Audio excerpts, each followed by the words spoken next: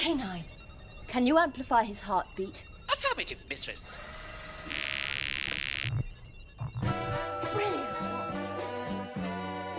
Nothing on that beat. Nope. Hi.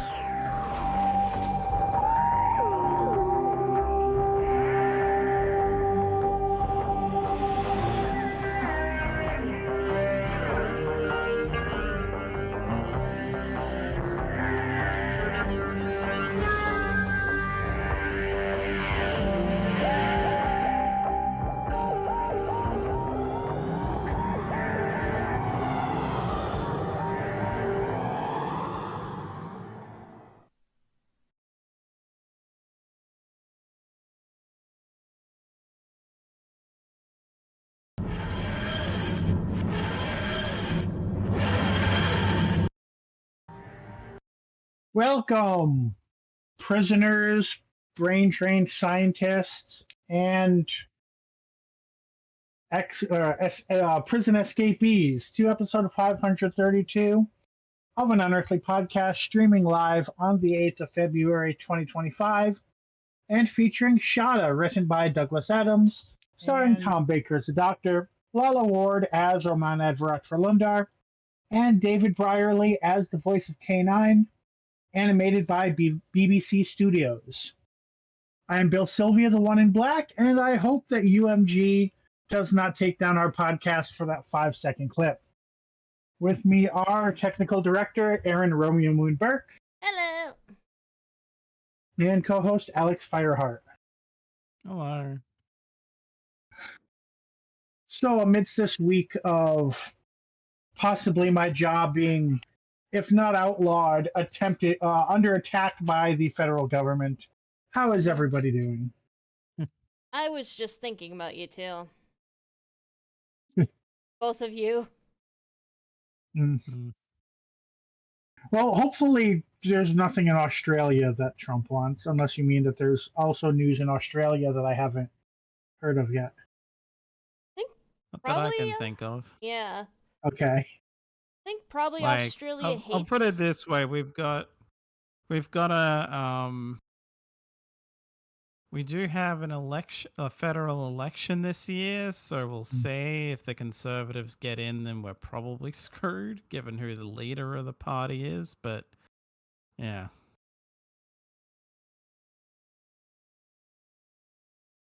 But nothing yet. So knock on wood. I think this is fake wood, but still.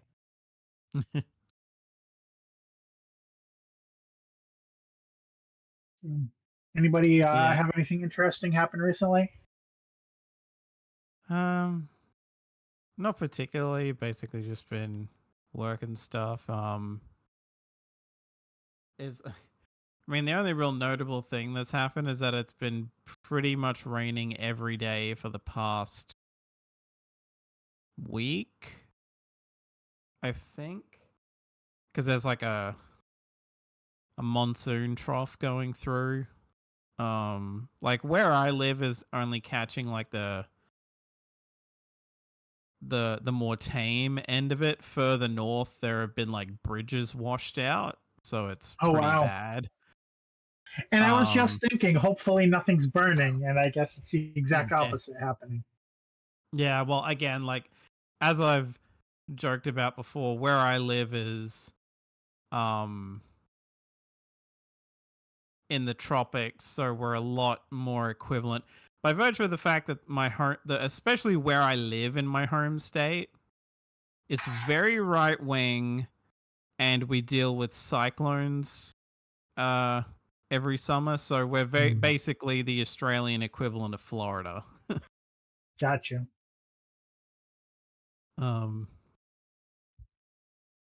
But yeah, like, sucks to hear that it's been like flooding further north, but it's one of those things of like, the only real benefit of this constant, like damn near constant rain has just been that the temperatures dropped from like consistently hovering around or slightly over 30 degrees Celsius to like 8 degrees less than that. Yeah. Which doesn't sound significant, but it is in, in this climate. Because again, it's usually like I assume Florida is. It's very damp heat because of the humidity. Right. Yeah, I was saying with the humidity, 22 degrees Celsius is still too much for me to be comfortable. At least I can live in it. I can live in it much better than I can 30. But yeah, like it's definitely better than it was like at the start of the year, because I can even remember almost collapsing at one point because it was just so damn hot. How is what's the is the I mean, I think most of I forget how far you personally are from the coast, but I'm guessing it's coastal enough that there's decent wind and it's not just stale damp air. Oh yeah, where I live is on the coast. Like where I specifically live in my hometown is like maybe a half-hour drive from the nearest beach, I think. Maybe slightly less depending on traffic, but yeah. Which has its pros and its cons, yeah. Yeah. I mean, it's like there's like and like even the more notable cities north of where I am being a hit, not only copping it worse, but they're also coastal, so that it'd be wind on top of all the rain. But yeah, like they have, I forget exactly if some of them were standard bridges or like embankments and stuff. But yeah, just like like this rain has been bad enough further north that it's that. I'm just glad that like I feel like last week or the week before they were going on about potential cyclones forming, but I think the idea is like part of what all this rain is basically that the cyclones didn't like get as far as becoming cyclones, so they're just tropical lows. So it's just dumping a crap ton of rain without being a cyclone. So it could have been far worse, effectively. As bad as it is for the people further north, it could have been a hell of a lot worse for them.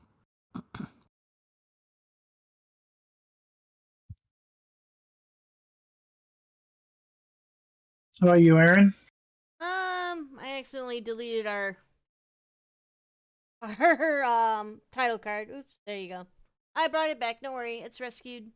I was trying to delete the extra copy of the video we had for the opening, and I accidentally deleted the actual title card. So, well.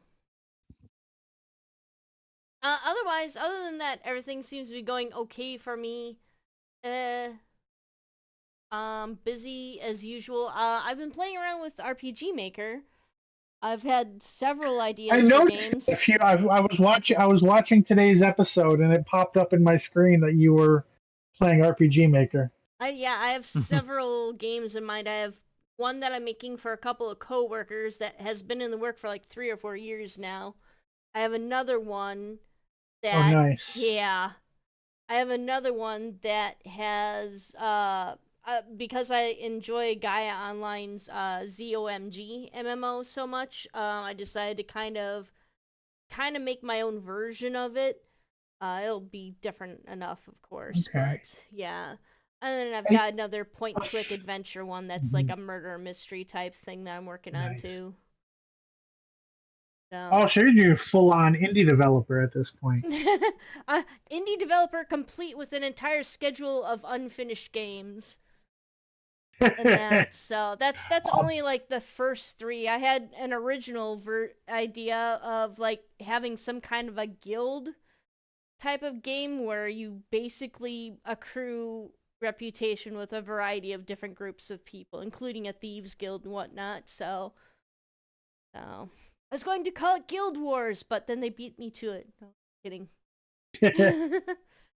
I downloaded RPG Maker a few years back from Humble Bundle because literally since literally for over 20 years now, I've had the idea that I wanted to make like a sequel or like a DLC for Final Fantasy VII. Mm-hmm. But I just didn't have the expertise for it. And then I tried to use RPG Maker, and I just within about 10 minutes I got overwhelmed with all the different things there were options for, and then I closed it and never opened it again. Oh man, yeah, that's something. Maybe over the summer I could should look at again. It's more complicated than they let on about. It can be yeah. It's I just spent like most of the day trying to replace some artwork with other artwork, and it was overwriting other artwork, so it was getting kind of frustrating. That's why I usually don't finish anything I start with RPG Maker or Visual Novel Maker, because I've got several ideas for visual novels as well, including an isekai, another murder mystery one where it's like point and click, because you can put like hotspots on some of the pictures and stuff, so you can investigate. I thought you were going to say a Trunks dating sim or something. No. But yeah, it was yeah. I've got a lot of ideas. It's just wrapping my head around the software, and there's not a lot of tutorials for Visual Novel Maker, that's for sure. There's some, but not a lot. So, and they say you don't need to know coding, but I don't believe them. But that's what I've been up to. So. On my end, the semester has started, which is why I've just been busy and constantly working. Yeah, the new president has done his job to make sure that if I lived in a red or even purple state, my job would be highly at risk. If I was currently reliant on any funding from the federal government, I would be screwed and need to go work at Starbucks or something. But at the moment, I most of my funding is coming from the state of Illinois, and my advisor mainly gets her grants from the Temple Foundation. So we're not, as much as my future may be reliant on federal funds. So I need to work around that. I'm not at risk of my department being shut down or anything like that, as other people that work in diversity science may be. So I am fortunate on that front. And I am definitely not somebody who's going to just like hide away and toe the line so that none of the anti DEI people get pissed at me. In more recent news, if there were any Italian grandmothers nearby, they would be beating me with a wooden spoon for the sauce that I made today. I accidentally overcooked it. Like, it's not technically burning; it's more like caramelization, where the tomato sauce starts to darken. It's not from carbon; it's from like caramelization of the tomatoes or something like that. So yeah, that wasn't supposed to happen. Luckily, there's no Italian grandmothers nearby to be offended. Uh, it's still edible, still tastes decent. So that's the important part. All right, on tonight's show, we've got our birthdays and news, which does include one lost story. I don't think we have any rants. We do have some geek talk, uh, episode summary. We have a little bit of behind the scenes information because this has been a complicated release. We'll, of course, talk about elements of Doctor Who with the animation. And when we have our episode review, final thoughts, and ratings. So on to Alex with the birthdays.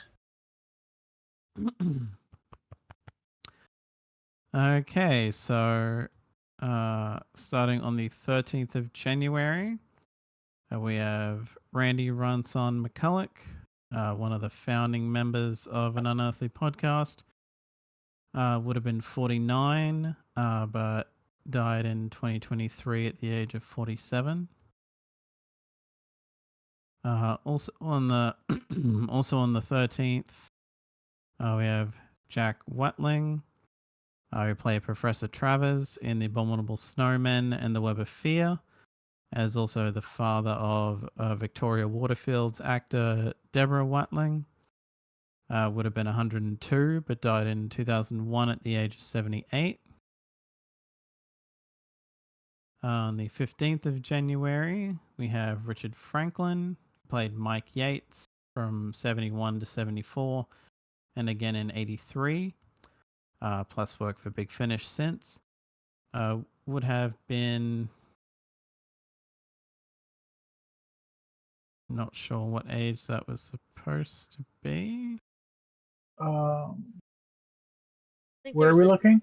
a 2 there for him. He would have been 2 years old. Oh, that's weird. I'm going Let me to pull this shit up.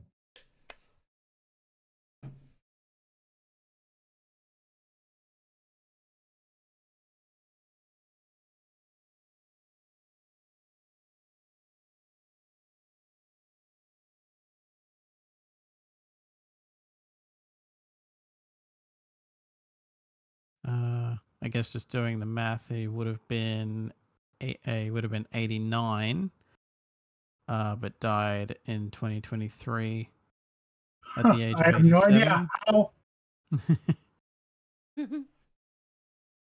It might have been like you like just having kind of a brain fart, and then like he died 2 years ago, kind of a thing. Yeah, for some reason I have his birthday listed as January 15, 2023, which is not correct. But then I have 1937 written right to the left of it.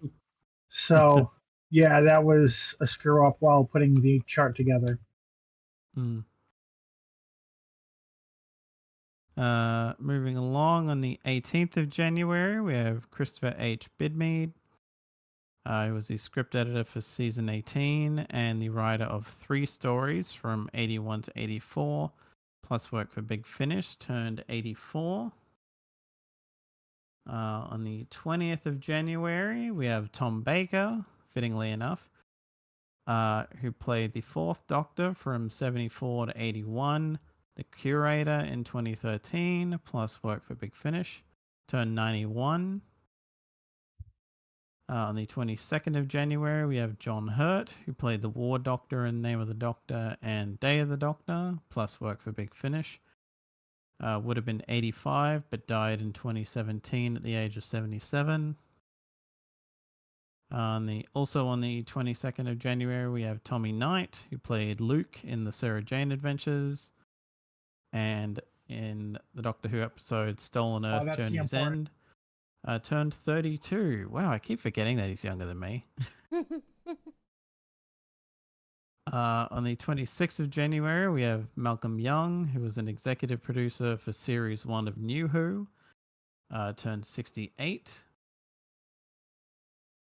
On the 30th of January, we have Daphne Ashbrook, who played Grace Holloway in the TV movie, plus some work for Big Finish, turned 62. And finally, on the 1st of February, we have Elizabeth Sladen. Played Sarah Jane Smith from 73 to 76, and also in 81, 83, and then from 2006 to 2011 on the Sarah Jane Adventures, plus work for Big Finish. Would have been 79, but died in 2011 at the age of 65. So happy birthday to Randy, Jack, Richard, Christopher, Tom, John, Tommy, Malcolm, Daphne, and Elizabeth. And moving on from that, we do unfortunately have a lost story. For the record, I will just be reading directly from the DoctorWhoNews.net thing on it. The actor Christopher Benjamin has died at the age of 90. Christopher Benjamin is best known to Doctor Who fans for his virtuoso performance in the 1977 Fourth Doctor story of the Talons of Wen Chiang. He played Henry Gordon Jago, the owner of the Palace Theatre, who teams up with Professor George Lightfoot, as played by Trevor Baxter, to help the Doctor defeat Magnus Greel and his acolyte Li Hsien Chang. The chemistry between Benjamin and Baxter ensured that the couple were given their own spin-off audio series by Big Finish, with 14 series of Jago and Lightfoot being released between 2010 and 2017.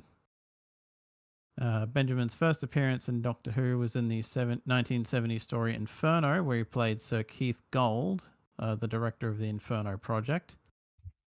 He was one of the few actors who appeared in both the original series and the revived 2005 series, appearing with the 10th Doctor in the 2008 story The Unicorn and the Wasp, where he played Colonel Hugh Kirbishley. Born in Trowbridge in Wiltshire, Benjamin was a familiar face on British television for over 40 years.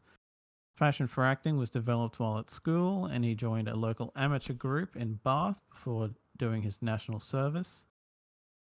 His professional debut was in repertory at the Manchester Library Theatre, followed by a stint at the Salisbury Art Theatre. He spent several seasons working at the Bristol Old Vic and was a regular performer at the Royal Shakespeare Company. Television work included 3 appearances in the cult series The Prisoner and guest appearances in The Avengers, The Saint, and Jason King.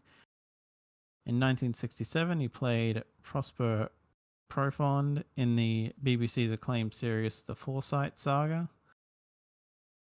He was Sir Hugh Bodrigan in the original series of Poldark, and Sir William Lucas in the 1995 version of Pride and Prejudice. I will skip all of the, just to save time, I'll skip all of the many other shows they listed that he was in. But Christopher Benjamin is survived by his wife, actress Anna Fox, and their 3 children. So rest in peace, Christopher. And I mean, hey, 90 is a good run. Mm-hmm. Yeah. Especially for an actor from that time. And that also just makes me realize that him and Tom Baker then are roughly the same age. Wow. Yep. Especially given how much older he looks in in the Talons of Wang Chang. Yeah. All right. Yeah, Jago has now joined Lightfoot. Rest in peace. Moving on to our episode news, we've got a few things about season 2, which is officially in its hype season, especially especially between now and our next podcast. It will be even more so because it has been officially announced. This is according to writer Inua Elums. I hope I'm pronouncing that right. Who I think that name might be a spoiler for one of our upcoming pieces. But he has announced that the 8 episodes of season 2 will be released in the months of April and May 2025, which there are 9 weeks in those months. So that implies that the season will be starting either the first or second week of April. It says, finally, news dropped last Monday about the hardest secret I've ever had to keep. So that was being a writer, which I'm put these out of order because of this particular piece of news. That I wrote an episode of the upcoming season of Doctor Who. I've been watching the show since I was 10 years old in Nigeria for 30 years. This was one of his, I believe, wildest fantasies come true. But he signed NDAs so vast they blanket the universe and exist in the past, present, and future. The new series drops in April and May. I love saying I signed a bunch of NDAs. Here's the date of the new season. I just think it's so cool how far-reaching the series was. I mean, was Nigeria part of England at that time? I'm honestly not sure. Like, I don't know.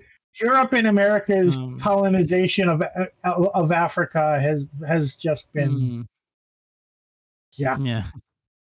Of course, the thing that I'm thinking of when you said like that there was 9 weeks over those 2 months, it immediately reminded me of the fact that Disney has a habit of releasing 2 episodes at once, like they did with the return of like the first season of RTD's Return.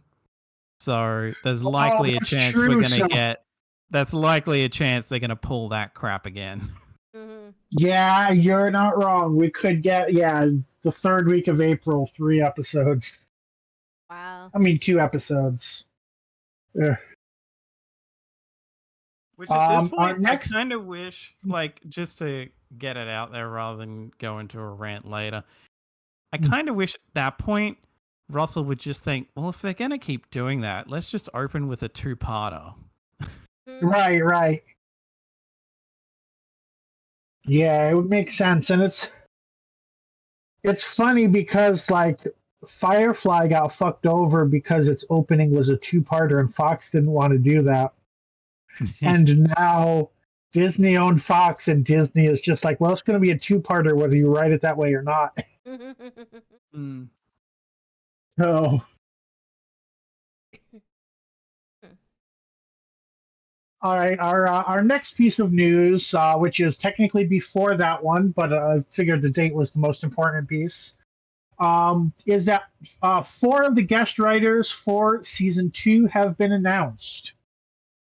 And I chose the Cold Box article for this because it actually has photos of them. Although, yeah, hopefully, I think all the articles had the same blurbs.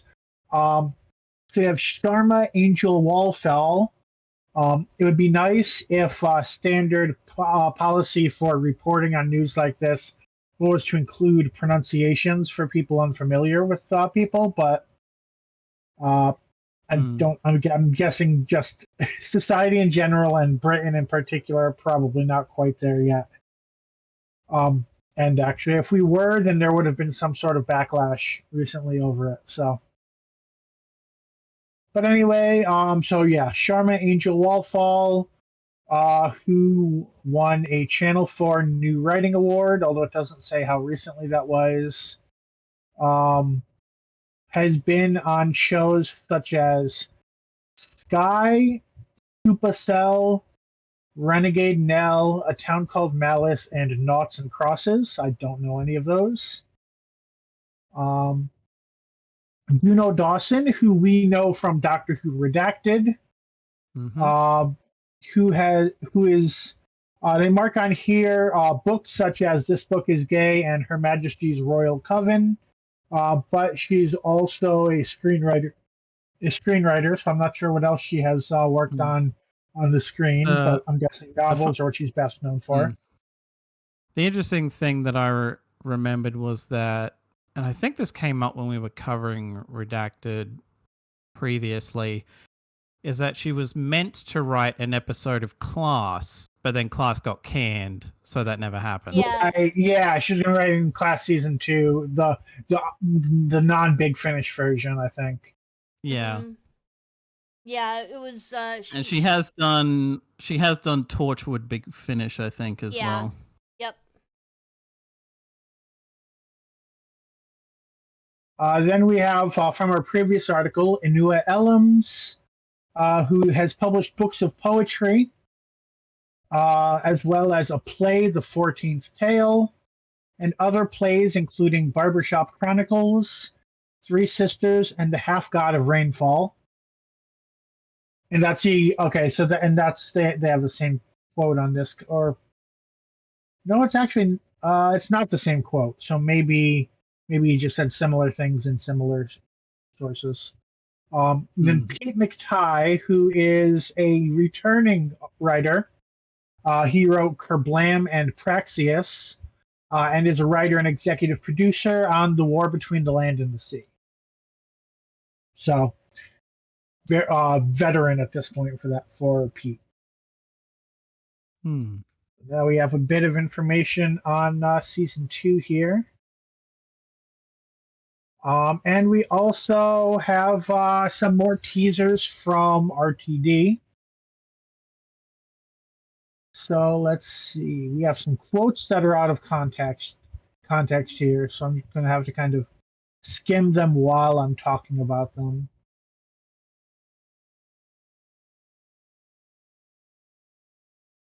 Hmm. What is so? There's a robo chamber where Belinda Chandra faces astonishing revelations. There's a palace in the finale. I guess like this is from. I guess they did a kind of written tour of like RTD walked through the filming sets and like kind of stream of consciousness wrote down his thoughts apparently, and then Hmm. also gave a breakdown of the season 2 teaser trailer. He says the shot we saw of the Doctor flying or falling or tumbling is just a shot in the middle of an astonishing sequence. Um, the cartoon man that we saw is, oh, his voice is an old friend of the show. So not the character himself, just the voice actor. Um,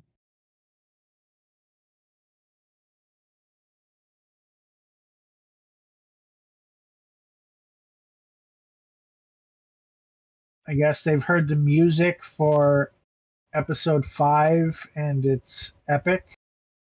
Okay. Did Murray Gold come Um, back for the Yeah. Disney Bad Wolf version then? yeah, Murray Gold Yeah. came back for the Bad Wolf era, which, like, yeah, I've talked about it a bit in the past, but it makes me really concerned because that means when RTD leaves, once again, the whole infrastructure of Doctor Who will be going with him, Yeah, pretty much. even more so than was true in 2009. Hmm. I almost wish he'd either kept on the guy from the Chibnall era, or that like instead of bringing, or like if he'd brought Murray Gold back for like the anniversary specials and then brought someone else in to have a fresh take, that would have been interesting. But oh well.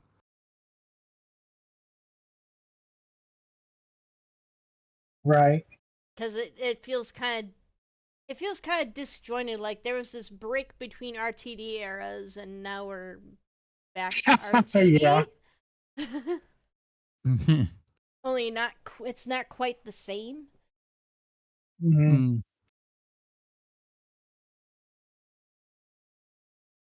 I mean, I will say, like, tone wise, it feels like it's still very different. Like, it doesn't feel like we've gone back Yeah. to 2005. It feels like we're in a new era of the show. Mm-hmm. Yeah. Like I feel like I remember saying, because like a lot of people were assuming that like, I mean, mostly right wing chuds, which why are you watching Doctor Who anyway? But still, like people being like, oh, the show's gotten too political, so clearly Russell's gonna come back in and change that, even though this is the guy that gave us like the first openly queer character on this show. And like like I basically feel, and I feel like I said this at the time, like anyone who thought that,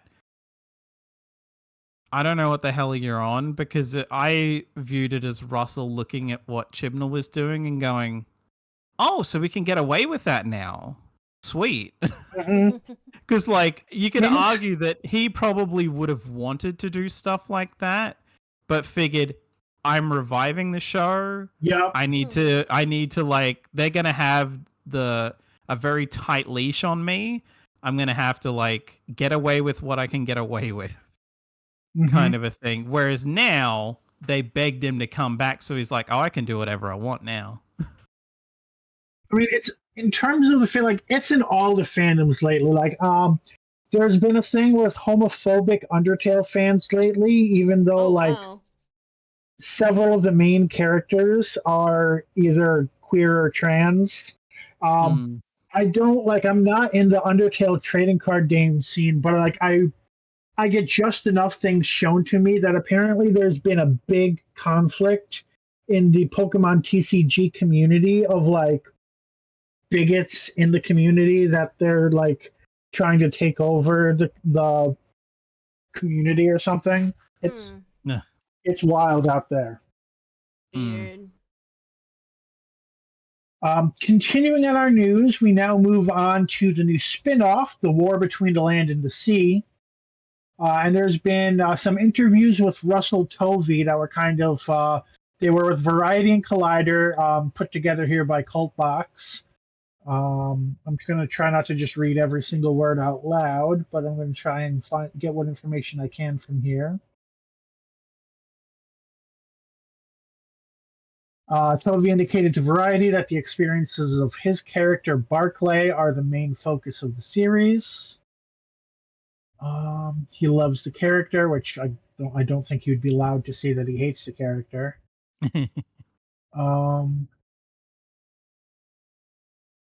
There's the thing, like the more you understand these interviews, the more it almost feels like what they say. It feels disingenuous because you know they have to say it.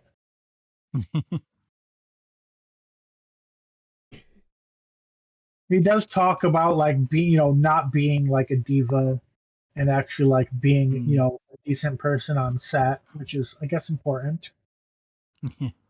Not, I guess, but in terms of like, it's not super interesting in terms of us looking for news, but it is important if that's not something you've thought about.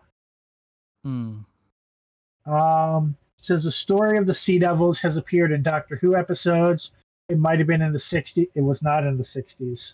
Okay, so he was. You've got members of Unit. Gemma Redgrave is so brilliant. She's the same character, but it's so elevated.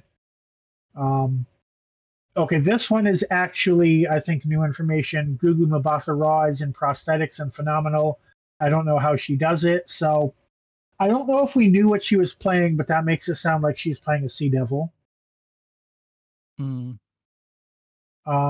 This is the part that Cultbox used as a title piece, saying it feels more indie vibe, and that's why I'm really excited about it.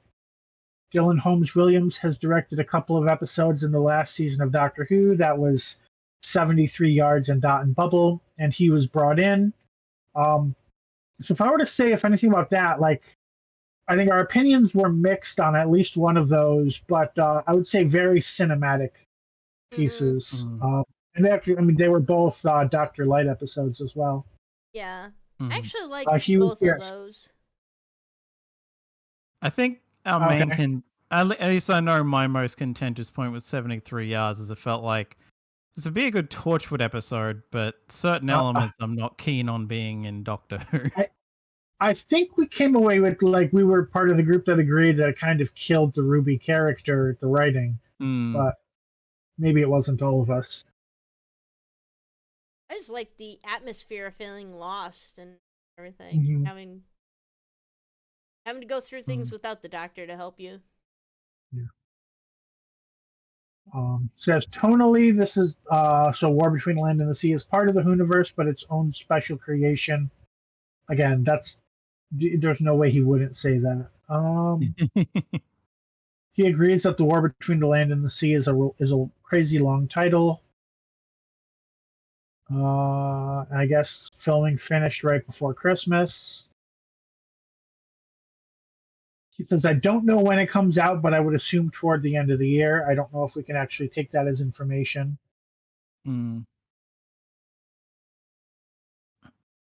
I just accidentally clicked on a tweet. So they're I guess they're now confirming, this is from Doctor Who filming locations, that the photo that we'd been previously speculating on is a more humanoid style Sea Devil, which is what Gugu Mbatha Raw is playing. I mean, I still have thoughts about that because as much as like people give the Chibnall era crap, some of it justified, some overblown. I like the fact that we got Sea Devil looking fucking Sea Devil. Yeah. And now we're going back to this crap again, and I'm like, I would say, damn it. I would say all the redesigns from Flux through Power of the Doctor were all amazing. Yeah. Yeah, and even before that, I think they had a lot of great redesigns as well. They may as well have just like even made her a Silurian. Made them a Silurian. And I mean, it wouldn't even be out of the ordinary for Silurians to be showing up because they are supposed to be a related species. Because, like, they're effectively just Silurians who live in the water and evolved to live Right. underwater. Mhm. So, Madame Vastra fucking shows up. Like, what is happening here? Preternoster gang. Oh, I wouldn't mind seeing them again. I mean, Jenny wouldn't still be alive, but I have Yeah. no idea about Vastra. Or Strax, for that matter. I have no idea either of their lifespans. All right, moving to our next piece, contest/auction news. So some Doctor Who costumes and props are being auctioned internationally for charity to support BBC Children in Need. This is from the 11th through the 25th of February. And it includes there's over 150 lots, and included in some of these lots. So this is just kind of an example. This is definitely not everything that's included. We have the 10th Doctor's tuxedo costume and spares, the 11th Doctor's closing time costume, 12th Doctor's Mummy on the Orient Express costume, the Jodie Whittaker costume. I guess there's just one of those. An Adventure in Space and Time TARDIS, a Trader Dalek. So I think that would have been Into the Dalek / Twat. Gravel Cyberman head, Weeping Angel statue. Which, okay, if you're a Who fan buying a Weeping Angel statue, you've got some fortitude there. Ood head, Rose Tyler's top. I guess they're just taking Billy Piper's clothing now. The John Sim Masters jacket, Lady Me's costume, C, as in Stephen Fry's costume, Clara's costume. I know Clara wore more than one costume. Yeah. And Donna's wedding dress. So, if you're interested in anything like any of that, I'm sure that there's probably some of these are probably going immediately to really high bidders, which is bidding starts at £100. So if you have several £100 and you're also interested in both helping charity and getting some Doctor Who memorabilia, they say on the Prop Store website, propstoreauction.com. So there you go. Registering for the auction includes a chance to win a competition for an 11th Doctor bow tie, which I guess makes you cool. That's what I'm told. And then finally, because it's been way too long for us to cover Big Finish releases, this is our final piece of news. A Doctor Who science exhibit is coming to the United States. So this originally premiered in Liverpool and stopped at, oh God, how do you, I think it's pronounced Edinburgh. Yeah, I Edinburgh. think half the letters are silent or rearranged. In Scotland and Wellington, New Zealand. So it took a detour on the other side of the world, skipped Australia. It is now coming to San Diego, California in March. So this is, I see we've got some Daleks, some many different types of Cybermen. They say it's an educational exhibition with exciting science topics, including a time vortex corridor where visitors can examine the technological and a TARDIS technology room where you can look at different gadgets the Doctor has used, a monster vault, which is what I was just describing earlier, I think. And it includes exclusive Worlds of Wonder merchandise, which is only in the current stop. So it is now at the Comic-Con Museum in, I'm not actually sure if the San Diego Comic-Con Museum is in San Diego, but it's not actually saying here, so let me check. Oh, actually, yes, it is because I've been this last time I was at San Diego. I was like, oh, maybe I should check out the museum next time I come here. So yeah, it's at the museum in San Diego from March 15 of this year until March 14 of next year. Shame it if it was there a year ago when I was in San Diego, I would have made sure to check it out. Hmm. But I don't know if I'm going to be in San Diego anytime before that leaves. But it does sound cool. All right. Oh, actually, sorry. We do have one other piece of news that I missed in reopening. For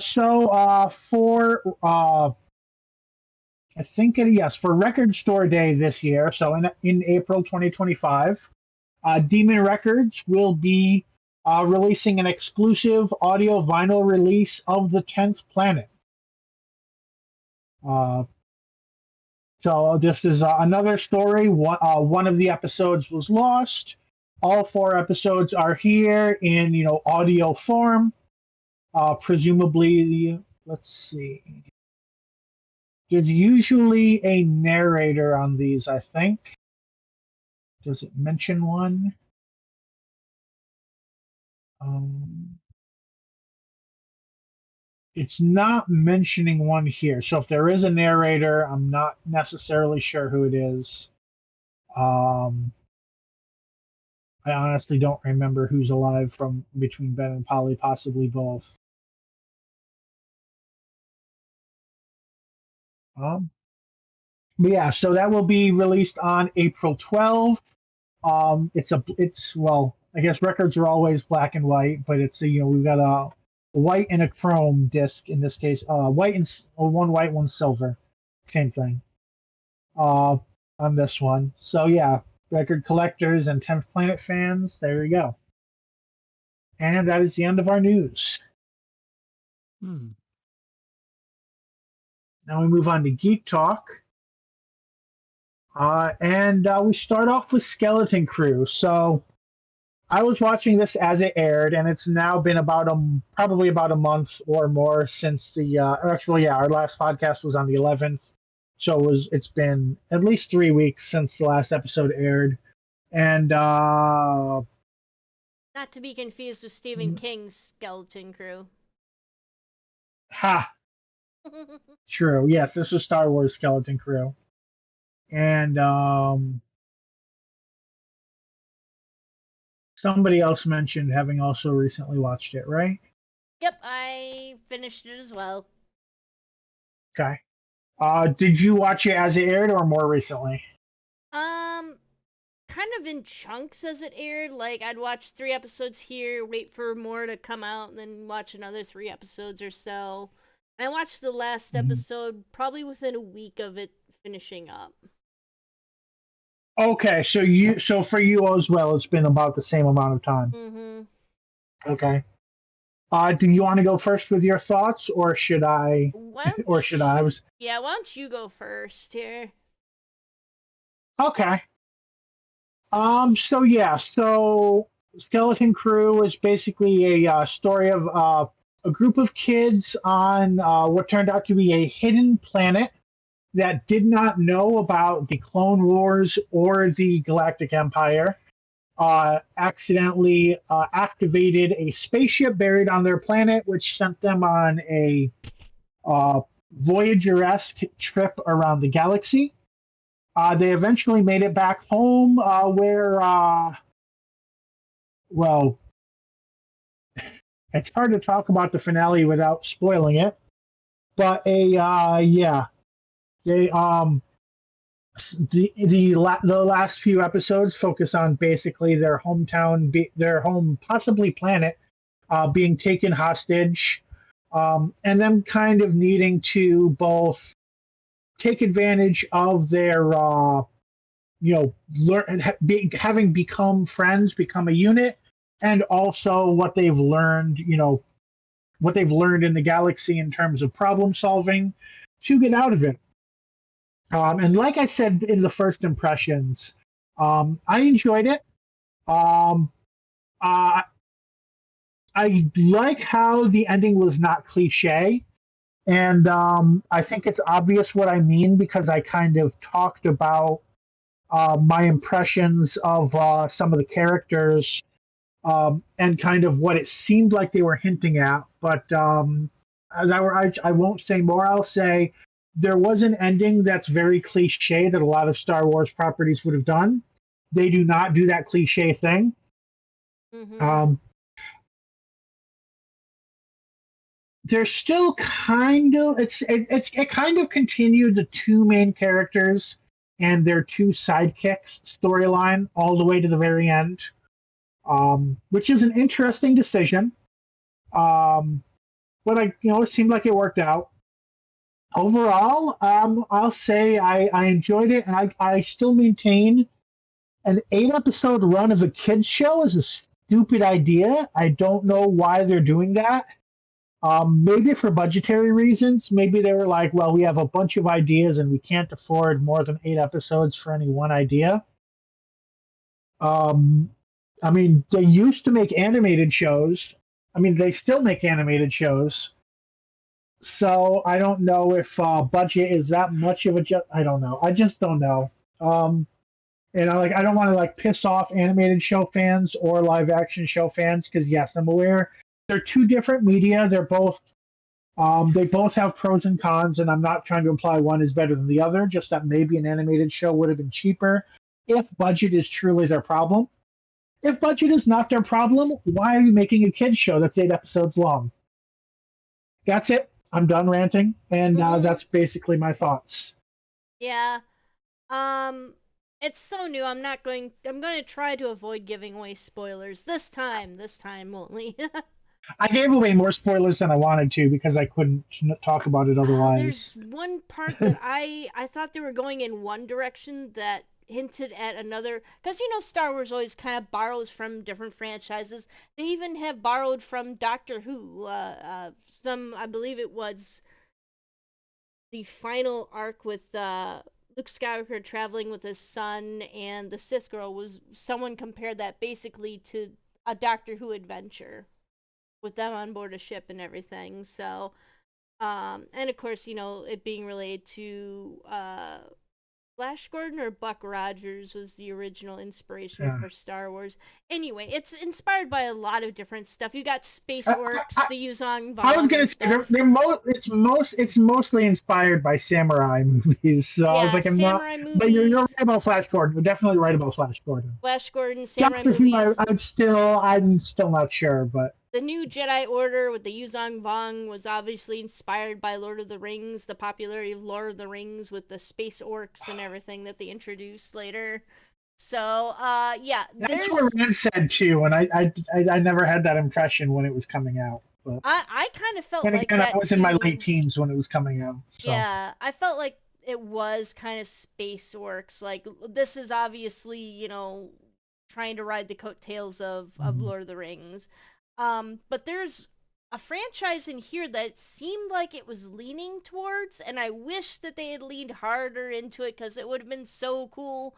It could have played both into the kids' storylines and into the adult storylines that were involved. If you want me to, I'll spoil it a little bit. I'll just talk I'd about like to hear your thoughts off stream, maybe. Yeah. Yeah. It's a I'm guessing you're not talking about Voyager, considering I've mentioned that. I'll just say that Amazon Prime came out with a live action series based on this franchise. So, based on a video game franchise. So, if they had leaned further into that franchise idea, that would have been really cool, because you have a bunch of different planets that are hidden from each other. No one knows that they exist and everything, and they all seem to have experiments going on in them, or their own little social thing that's going on, because you got one that's like super peaceful, and then you've got others that are not quite the case. So, or at least the one other we see. So, I won't go into any more. Hopefully I haven't confused people too much, but yeah, that was my thought. So, it was a good show. Very, like, Goonies in space, kind of. I love the whole, like, the android girl or the cyborg girl having to worry about her attachments and stuff and rusting and everything, and then she has to walk someone through how to repair her circuitry and stuff. So, and it's Yeah, actually a that was a great complicated. scene. Yeah, that was probably the best part of the series, is just watching people cooperate to help get her back on her feet, literally. So yeah, I would And yeah, recommend it. that's another thing. I really wish like the problems from that episode had more than one episode to breathe and could have been explored through more episodes. The way Yeah. a kids show normally does. Like, have it start to be little things here and there that start breaking down on her, and then as the show progresses, becomes more and more drastic. Maybe. Like, oh yeah, this thing rusted. Don't worry, I have or this thing wore out. Don't worry, I have Well, a spare part or something. There's that too, because I mean that's always a great way to like create conflict in story. But I was even talking about like the interpersonal conflict that was happening in that scene where she was like I don't want to spoil, but you know, like the reason why the specific person was doing that task and not the person you'd expect. Yeah. That's all I'm going to say because otherwise I'm spoiling the entire episode. Let's just say it hits upon the themes of ableism, right? Say. Yeah. And not realizing that not everybody can do the same tasks in the same manner. So. Right. All right. So the oh yeah. So what were your final thoughts? Would you recommend it as well? Or I would recommend it. I liked it better than Acolyte. I actually liked it a lot better than Acolyte. It felt a little bit more, at least it was short, but it felt more complete, I would say. It's a very different type of show than Acolyte. Acolyte had better action. Skeleton Crew had better characters, I think. I think they both could have used a bit more room to breathe rather than trying to tell their story in 8 episodes. Yeah. Sorry, I said I was done ranting, and I've said it like 3 more times now, so I'm just going to shut up. Or rather than shut up, I'm going to move on to the next show, and that is Harley Quinn season 5. So there's 4 episodes out now. I have been very busy, not too busy to watch them, but too busy to pay attention to them. So that's kind of been my thing for a while, is just watching shit on YouTube that I don't have to pay attention to, and saving shows until I actually have the brain power to watch them. So there's been 2 episodes of Harley Quinn. The first episode was kind of setting the standard of, we were going to do this Birds of Prey thing, or no, the Gotham City Sirens thing, but we changed our mind, or maybe they never intended to, but like that seemed to be the hook for the new season. Maybe it was always going to be a joke. Maybe they changed their mind, but that's not happening. And instead, it's going to be a season of hijinks in Metropolis, which they did set up the new big bad of the season. There is a big bad of the season already, which I'm not going to spoil, but you see him immediately as soon as they say that they're going to move to Metropolis. We've gotten some conflict related to Poison Ivy's origin story. So of course we've had stuff with Harley's origin story, but this, like, the Poison Ivy in Harley Quinn has always been, she's kind of semi-retired in season 1, and Harley kind of unretires her. So this is, a very veteran Poison Ivy. But now we're getting drama related to her origin story. We meet the person who kind of caused the incident that caused her to create herself as Poison Ivy. And that seems to be the second thing that's setting up conflict for future episodes. So some of that might have been resolved by now because, like I said, I'm 2 episodes behind. But as of episode 2, we've got a big bad related to Metropolis in general, and then an antagonist that's specifically related to Poison Ivy and her past. So almost like her Joker. Um, and yeah, I don't know if I'm. I didn't feel quite as hyped after watching these, and I'm not sure if that's just because the comedy of the episodes didn't quite hit me or what it was. Like I'm not feeling quite as drawn in as I was for the previous seasons. And that may just be because of me being burnt out as well. But it's yeah, the first two didn't make me like, oh my god, I need to come home immediately, drop what I'm doing, and watch episode three when it airs, which may be why I'm 2 episodes behind.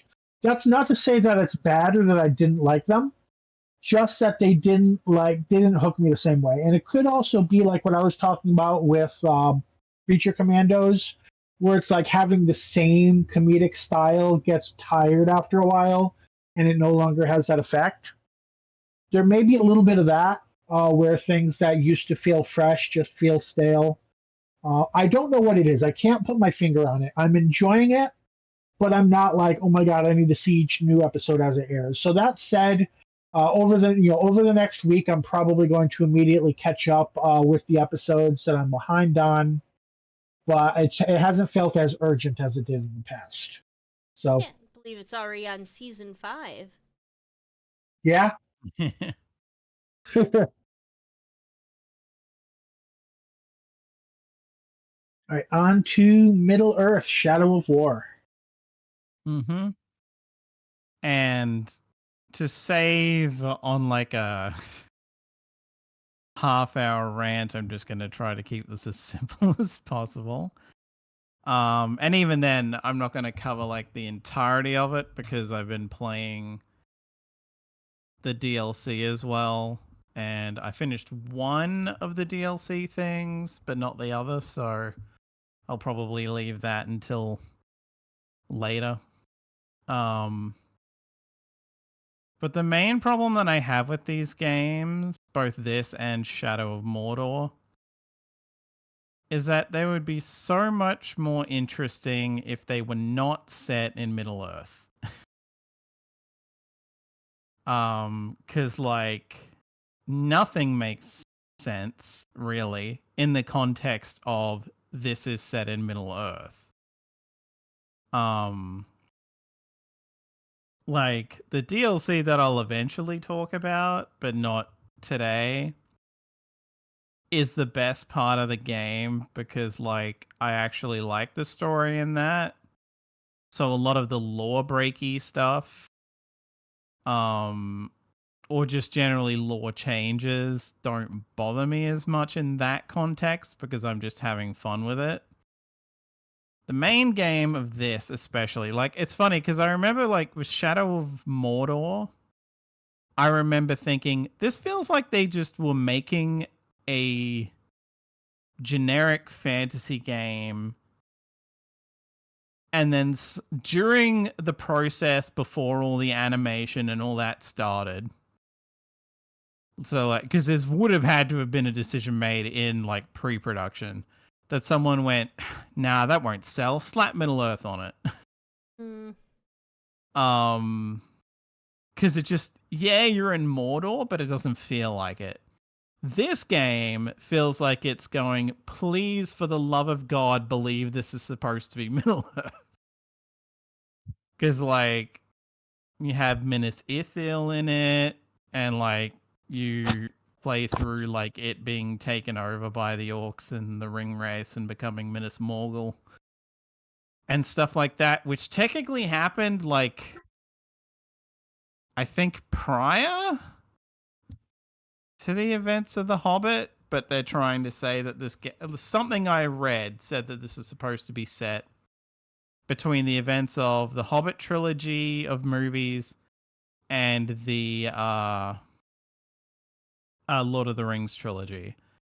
And I'm like, that makes no sense. I mean, for one thing, you basically have to shut your brain off and just take this as it's its own thing. Because in this, they introduce a new ring that because you're being possessed, the main character you're playing as is effectively being possessed by the spirit of Celebrimbor, who within the lore made the Rings of Power, aside from Sauron's. So they just went, oh well, he did that. So we're gonna have the main character you're playing as have his own ring with blackjack and hookers. And it's just like, what? Why would you do that? And also just like, oh god. And like you make it in Mount Doom as well, which is very this isn't ominous at all. Plus, this is the game that everyone mocked when they showed trailers for it at first, because this is the one where Shelob can somehow turn into a pretty lady Oh yeah, Ah. for that's some right. reason. The Is it hot just makes- a full lady or like a drider? A full, just basically, I think the joke I made was like, she looks like Arwen by way of Morticia Adams. Mm. I just realized drider is very specific to drow. I should have just said that she looked like Lolth. Mm. But yeah, it's just, and like, I think I've seen people try to defend it, not so much like, oh, it's a cool idea, so much as like, well, technically she only looks like that when you're like wearing that ring he's got, so maybe it's supposed to be a Wraithworld thing. One, this is a new ring that they made up, so why would the logic track? Why would it still do what Sauron's ring does if it's technically a different ring? So that makes no sense. It feels like, I think the best explanation is someone that I was discussing this with was like, they probably just didn't want to animate a spider that whole time. Yeah. So they were like, we're just going to have her show up as a pretty lady and be able to talk, even though, I mean, you could argue that maybe she could talk when the ring's on, but the thing is like, yeah, her mom is technically like a spirit from like, you know, the before times and shit that just took on the form of a giant spider. But like, her mom took on the form of a giant spider, and you're kind of locked into that. Like in Lord of the Ring, like in Middle Earth lore, it feels like once you take on that form, you're just stuck that way.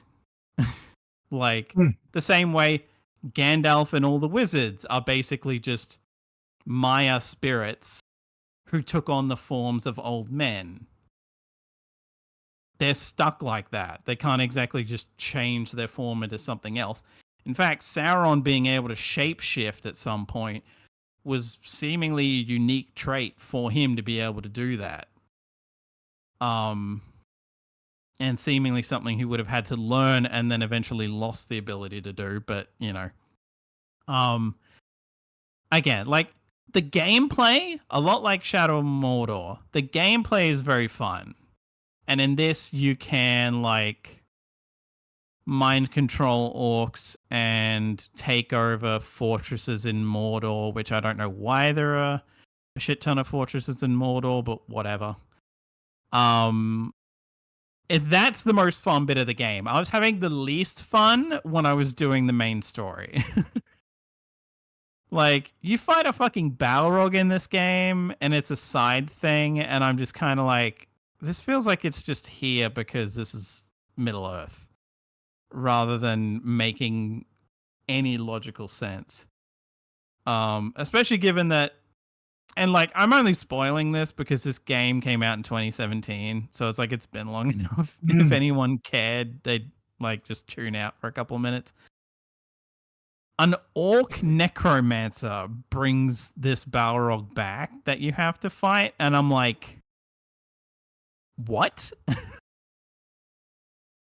Why would an orc gain that power at all?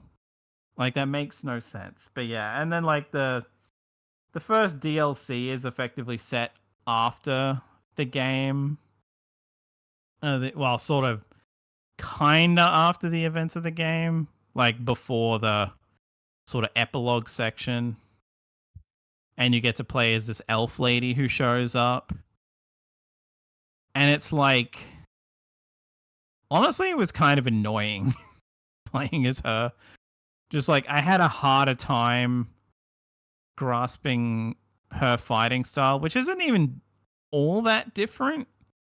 But it's just kind of annoying that you get all these upgrades and all this stuff for the main character, Talion, and then suddenly the DLC is like, here, play as this elf lady, where you basically got to start over again with different abilities, and all that. So it's like, oh, great. So that I died way more in that DLC than I did in the main game, I think. Looks like you also ride a dragon or something, or is that a fell beast? It's they call them drakes, I think. Because all the dragons are supposed to be dead, right? Except, well, they kill Smog. From what I can recall, depending on the canon, there are technically still dragons that are alive. They're just not doing anything. It's either that or like, I forget. But in any case, yeah, it's just, again, it's a thing of like, and honestly, her DLC is just so whatever at that point, because I'm like, either she's gonna die because I already know how this plot ends because of the main story, or she's gonna somehow survive and it'll make no sense because this is a non-named character. This is a character they made up. So why would she survive? Especially, like, I don't know. And she does ultimately survive, but it's like, why? And also, oh god, they have Helm Hammerhand and Isildur become ring wraiths in this, and I don't know why. Like, it turns out the two of the ring wraith you've taken on are Isildur and Helm Hammerhand, neither of which make any sense to have become ring wraiths. I think someone tried to be like, oh, well, they didn't know what, like, we don't know what happened to Isildur's body. It's like, he was dead. You can't exactly become a ring wraith after you're already dead. You have to have started as alive to become that, but whatever. Like, that broke me. That was where I was like, okay, no, fuck you. What are you doing? And then the main character kills the Isildur Ringwraith and effectively takes his place as a Ringwraith. And I'm like, what are we doing? And like, at first, when I got to the end of the game, I was like, okay.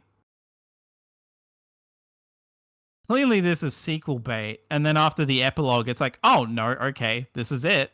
This is the only other game they're making in this little franchise, I guess.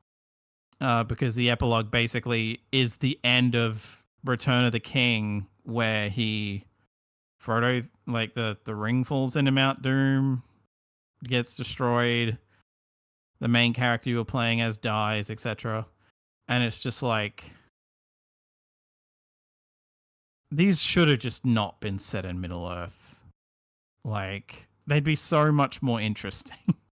If there was there are some other fictional universes that probably could have been set in and it would have worked, or it should have just been its own thing. But yeah, I don't know. I mean, I've gone on longer than I intended to anyway. But like, yeah, like it's giving me time to finish my my summary. Well, mostly. But yeah, like it. If people have like that off these games, like the only reason I have this game, I think this one, is because it was going either for free through PS Plus or something like that. The only reason I have the DLC is it was on sale for like $5. If you get this at all, either of these, get them as either as cheap as possible and just tune out the story as much as you can.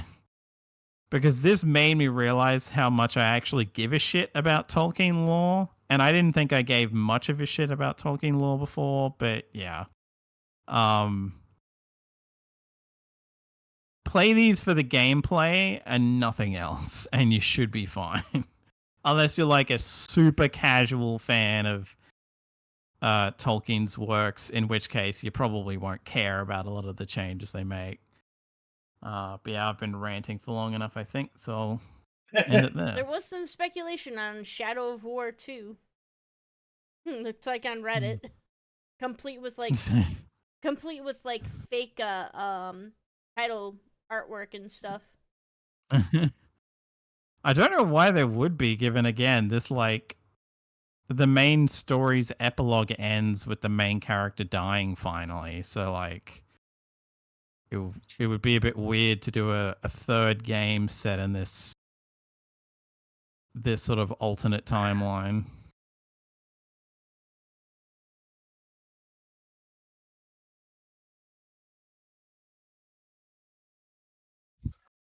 All right, on to the episode summary. Mm-hmm. Oh boy, I don't know if I'm going to get this in 5 minutes, but go ahead and give me a countdown. All right, 5, 4, 3, 2, 1, go. On a space station named Think Tank, a man named Skagra uses a floating sphere to drain the minds of his fellow scientists. He then places the station under quarantine and takes off. Meanwhile, the Doctor and Romana are at Cambridge University to visit an old professor of the Doctor's, Professor Chronotis. When they meet with him, they discover that he has stolen some books from Gallifrey when he retired, including the Book of Rassilon, which has gone missing. A student recently borrowed some books from the professor and is presumed to have it.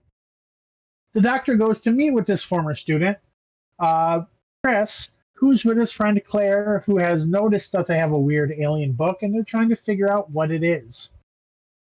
While the Doctor is on his way to meet with Chris heads back to the professor's room. So the Doctor encounters only Claire, and they run tests on the book and discover that it reacts oddly to radiation and to time. While Romana is getting milk from the TARDIS, which had milk before Stephen Moffat started writing, the professor is attacked by the sphere from the opening, which steals the majority of his mind and leaves him catatonic. Chris arrives looking to speak to the professor, and then he, Romana, and K9 manage to figure out that the professor's mind has been damaged, but he's able to use his heart's beat to beat out a warning to beware of Skagra and beware of Shada. As the Doctor attempts to return the book to the TARDIS, he is jumped by Skagra, who tries to steal his mind of the book. I think he does steal the book at this time. Romana pilots the TARDIS to save the Doctor. His scarf gets caught in the door, which you would think would matter, but he doesn't seem to notice. While they're gone, Chronotis' body vanishes. They all arrive back in the professor's room and share and debrief one another. K9 then tracks the sphere back to Skagra's ship, but Skagra uses a teleporter to take them all prisoner. He tries to steal the Doctor's mind to decode the book, but the Doctor's mind is slippery, and even though his mind is copied, he survives the process. Romana is then taken to the Doctor's TARDIS by Skagra, who forces her to use it to bring her to his destination. Meanwhile, the Doctor uses Captain Kirk logic to get control of Skagra's ship. He makes his way to Think Tank Station, where he finds out that Skagra has stolen a bunch of scientist knowledge, and now plans to steal the mind of the Time Lord criminal Salyaven, who can force his mind into others, and is in the forgotten prison of Shada. In the meantime, Claire has made it to the professor's room, finds a hidden machine, and touches it. It turns out that the room is actually the professor's TARDIS. She has now activated it. The TARDIS had saved his life by removing him from time, and now they need to make their way back to time. The Doctor's group and Skagra's group both make it to the prison Shada, where they're all temporarily taken prisoner, but the Doctor and Chris manage to make a run for it. They duck into a corridor, and for some reason this corridor is Chronotis' TARDIS. They use this TARDIS to free Romana, and then the Doctor kind of climbs through a space-time tunnel created by the TARDIS to get to his own TARDIS, which Salyaven has been using for his various dealings. They all manage to arrive and reveal that Chronotis is actually Salyaven, and he used his skills as a mind, I don't know, to plant his mind into other people to get Claire to help him fix his TARDIS. They do not manage to, or they realize this just as Skagra is at Salyaven's cell and realizes that it's empty. They try to defeat Skagra, but Skagra manages to steal the professor's mind again, and then is able to plan to enact his plan to force his own mind into everybody's in the universe and basically just become one large hive mind. However, they remember that there is a copy of the Doctor's mind in all of the minds that Skagra has manipulated. They have a battle of wills, and the Doctor wins. They all go back to Chronotis' room for tea, and then the Doctor and Romana leave, and with K9, the end. All right. You did that in 5 minutes, 5 seconds. 0.56. There were at least 10 seconds of pauses in there if I had Yes, managed to do this a little better, but this was a very convoluted episode. Yeah, I mean, it is effectively a 6-parter edited into a movie. The last 6-parter, although we have had 6-parter equivalents in the modern era. Like, and the funny thing is, and I guess dipping into the production history stuff as a good segue, from what I remember reading, this was like gonna be initially a 6-parter, and then they decided, oh, maybe we'll actually make it a 4-parter. But I guess when they came around to like making the version that we've watched for this, they decided to basically go with the whole thing and make it the 6-parter instead. At least in length. So like, I assume there's probably a version of this where, well, actually, yeah, from what I can recall reading, the release of this with the concurrent Blu-ray set of the season that it would have been in, they did have it in that collection as individual episodes rather than this kind of movie. Is that the 2021 version? Yeah. Okay. So at that point, I'm going to go down the timeline of the Shada releases. So first, this was intended to air in early 1980, but due to, it never finished filming. And we always say that things didn't finish filming because of strikes. I'm realizing it might be more precise to say that they didn't finish filming because the studio was exploiting the workers. Right. Like, that's what a strike means. Yeah. So, right. So basically, the BBC was exploiting its people, and that caused this not to be finished. Yeah. Put some blame where it belongs. They used footage from the first episode or two in The Five Doctors. They used the plot in the novel Dirk Gently's Holistic Detective Agency, or at least parts of it. I haven't read that. Unfortunately, Ran is no longer with us because I'm pretty sure he was a fan of the series. Yeah. And could tell us more.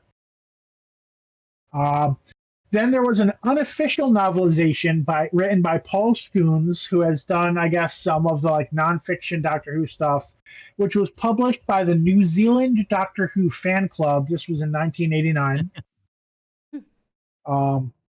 Then there was the VHS version with narration, and I can only now call this the first appearance of the curator in 1992. Yeah. Basically. Then there was the Big Finish version and the accompanying low-budget animated webcast in 2003. Then there was the official novelization by Gareth Roberts, because they could not do an official novelization until Douglas Adams died because they didn't want to pay Douglas Adams rates for a Doctor Who novelization.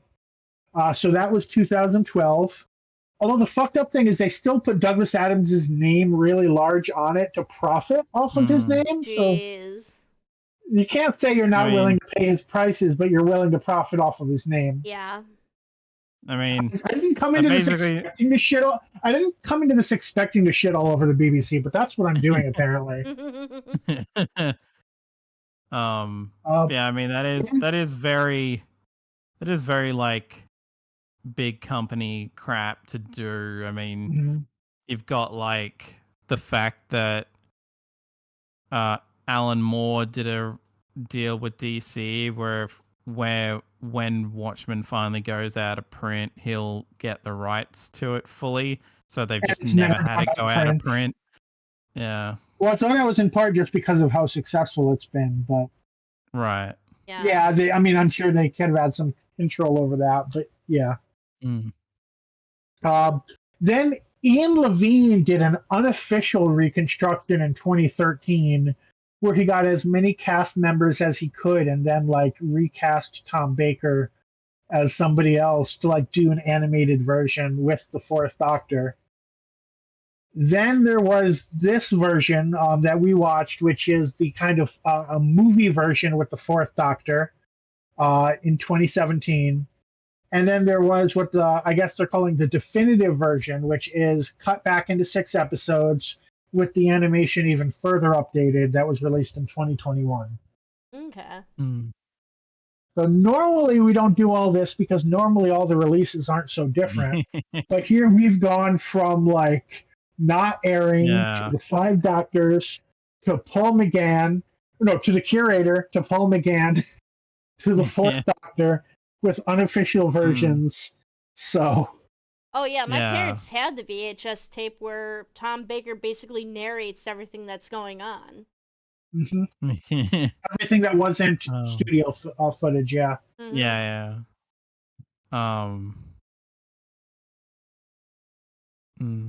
I feel like I forget who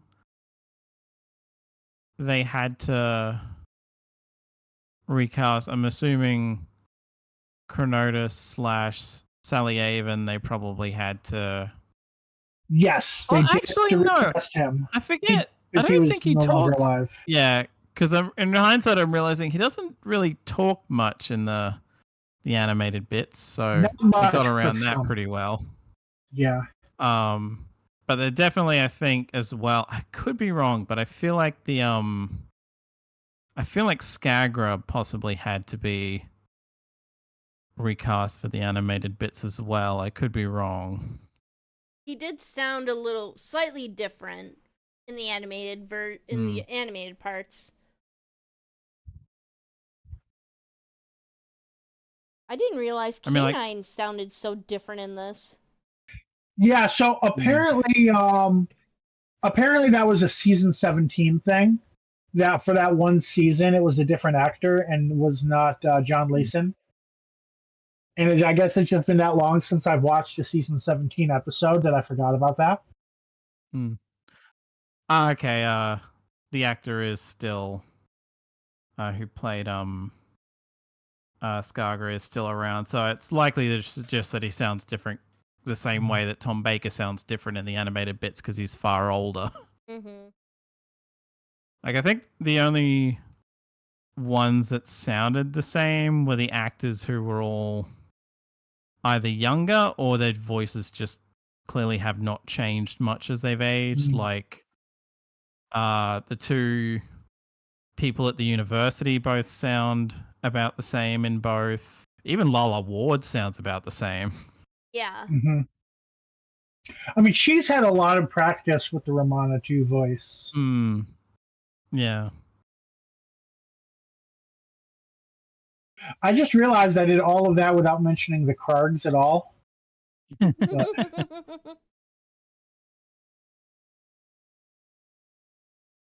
All right. So to move on, we have I'm going to say the animation, but I'm pretty sure there was some work with miniatures as well. or models. Mm. So, but just in general, the visuals / the animation, starting with Aaron. In general, I thought the animation was really good. Kind of, I can tell that it's getting a little bit better on from, I believe this came out after Power of the Daleks. That's kind of my benchmark is Power of the Daleks. And thank goodness they didn't have the first Doctor 3D animation, at least not too much of it here, because that's the last thing I needed was nightmare fuel Tom Baker on the screen. So I can't remember what one that was with the first Doctor. So, Power of the Daleks was That a was Troughton. 2016 release Yeah, with BBC Studios, and then this was a 2017. 2017 release with BBC. So this was within a year, but like basically a year later. And what was it? The first Doctor one we watched? I can't remember what it was called.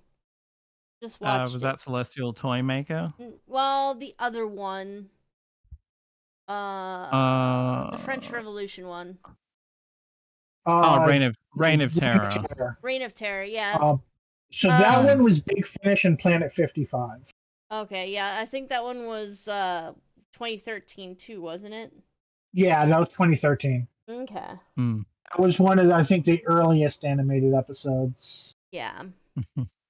Yeah, because 24. Yeah, like... Well, there was the invasion in 2006. But then, yeah, the next after that was the 2013 ones. Okay. So, yeah, I enjoyed this a lot. Of course, in color, I thought the facial expressions were halfway decent, especially with the Doctor talking to the ship. Yeah, the only thing is that Lala Ward's design, she's like all forehead in some of the like animated parts. Yeah, I'm trying to think. The only thing that was really off for me was like the 3D animation of Chris on the bike. I believe the student's name is Chris, the guy's name. Yeah. Yeah, him riding his bike and everything. I'm like, oh god, this had better not be like Reign of Terror. Unfortunately, it wasn't. Nah, yeah, that was more in line with kind of what I think they were sort of doing with the Macra Terror. Which I think Macra Terror was done after this.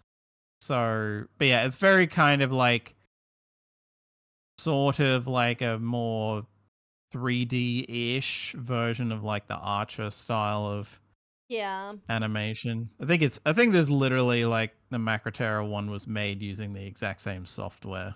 Yeah, it's kind of like a pseudo. I don't even know if people still use Flash anymore, but like it's kind of a pseudo. Well, I know it's not used on websites, but I don't know if it's used for animation. Yeah.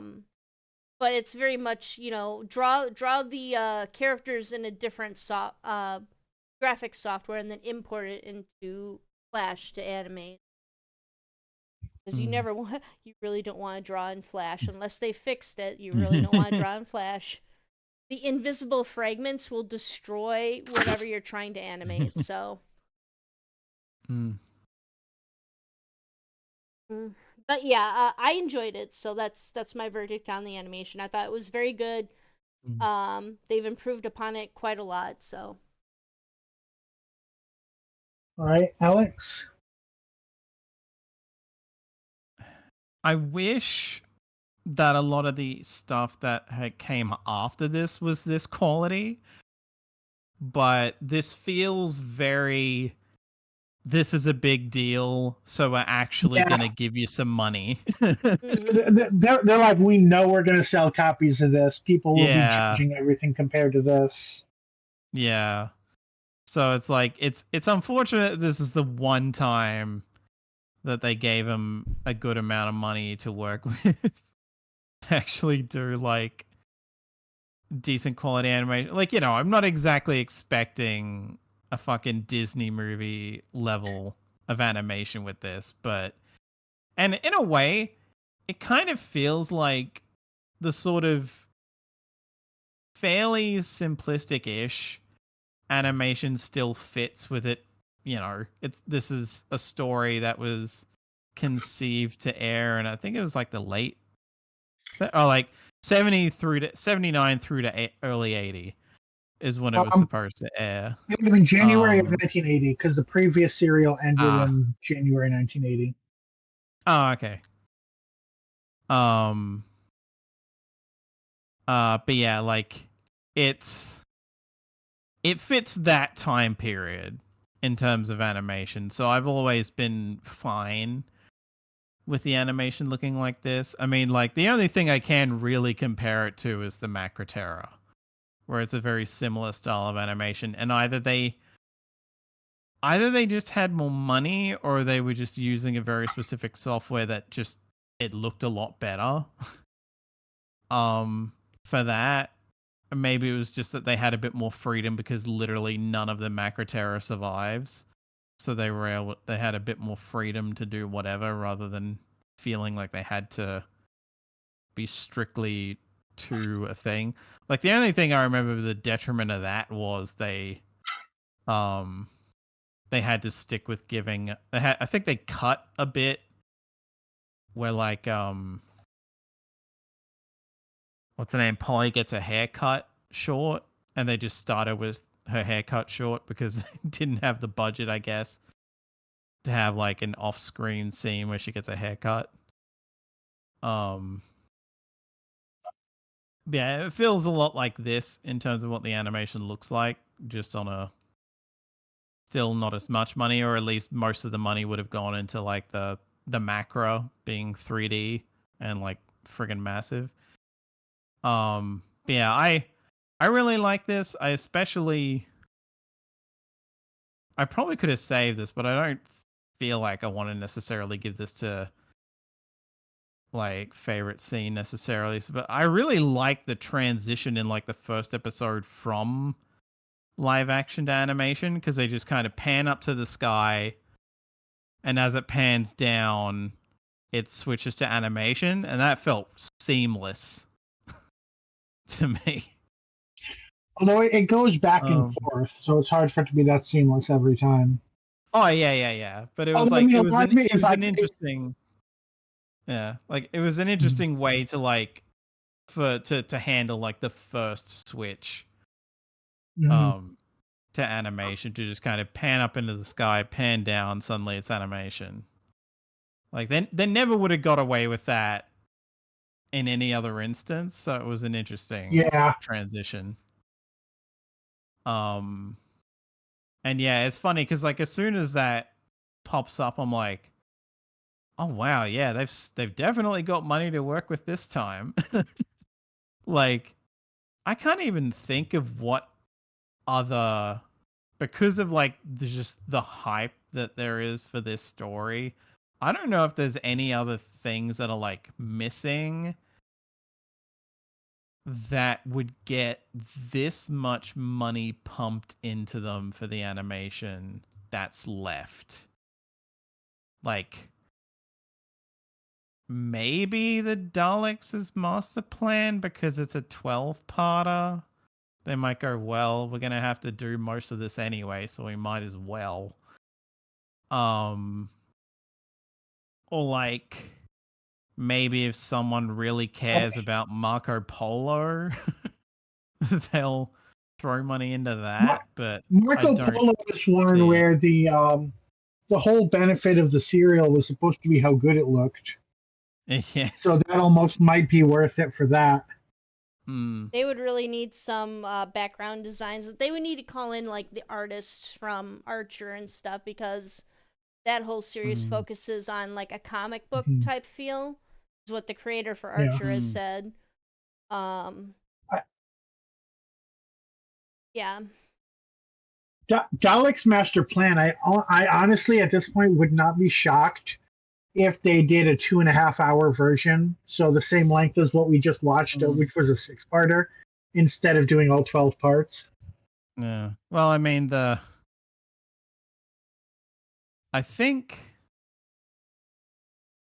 they'll generally have to cut one episode down, because I doubt the Feast of Stephen would have the "and Merry Christmas to all of you at home" bit left in.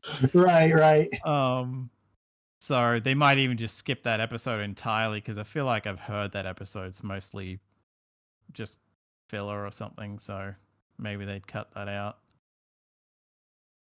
But yeah, like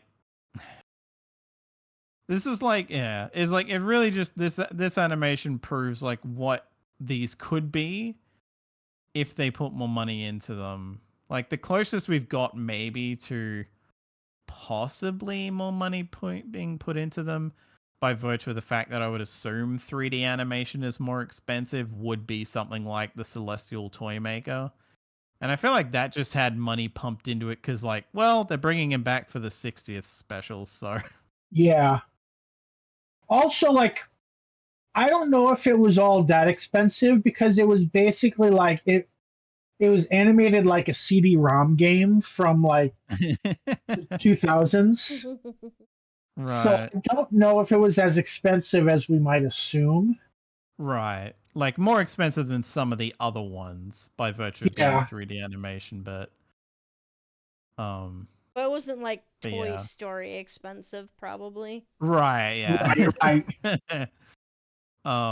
Like expensive for BBC for Mm-hmm. what BBC's willing to fork out anyway. I actually kind of like the Celestial Toy Maker That one. that or it was an intern on what's that 3D animating thing that everybody uses? Blender.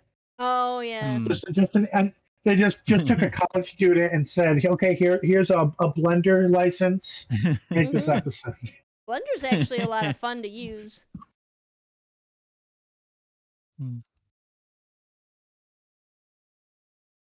Right? Anything else, Alex? I think that's it. Okay. So what kind of stood out to me about this is that there were like 4 different visual styles. You had live action, you had animated, you had a few shots of ships that were filmed either using models or made to animated to look like models. And then there were a few shots of like ship exteriors, I think, that looked like they were pages from comic books.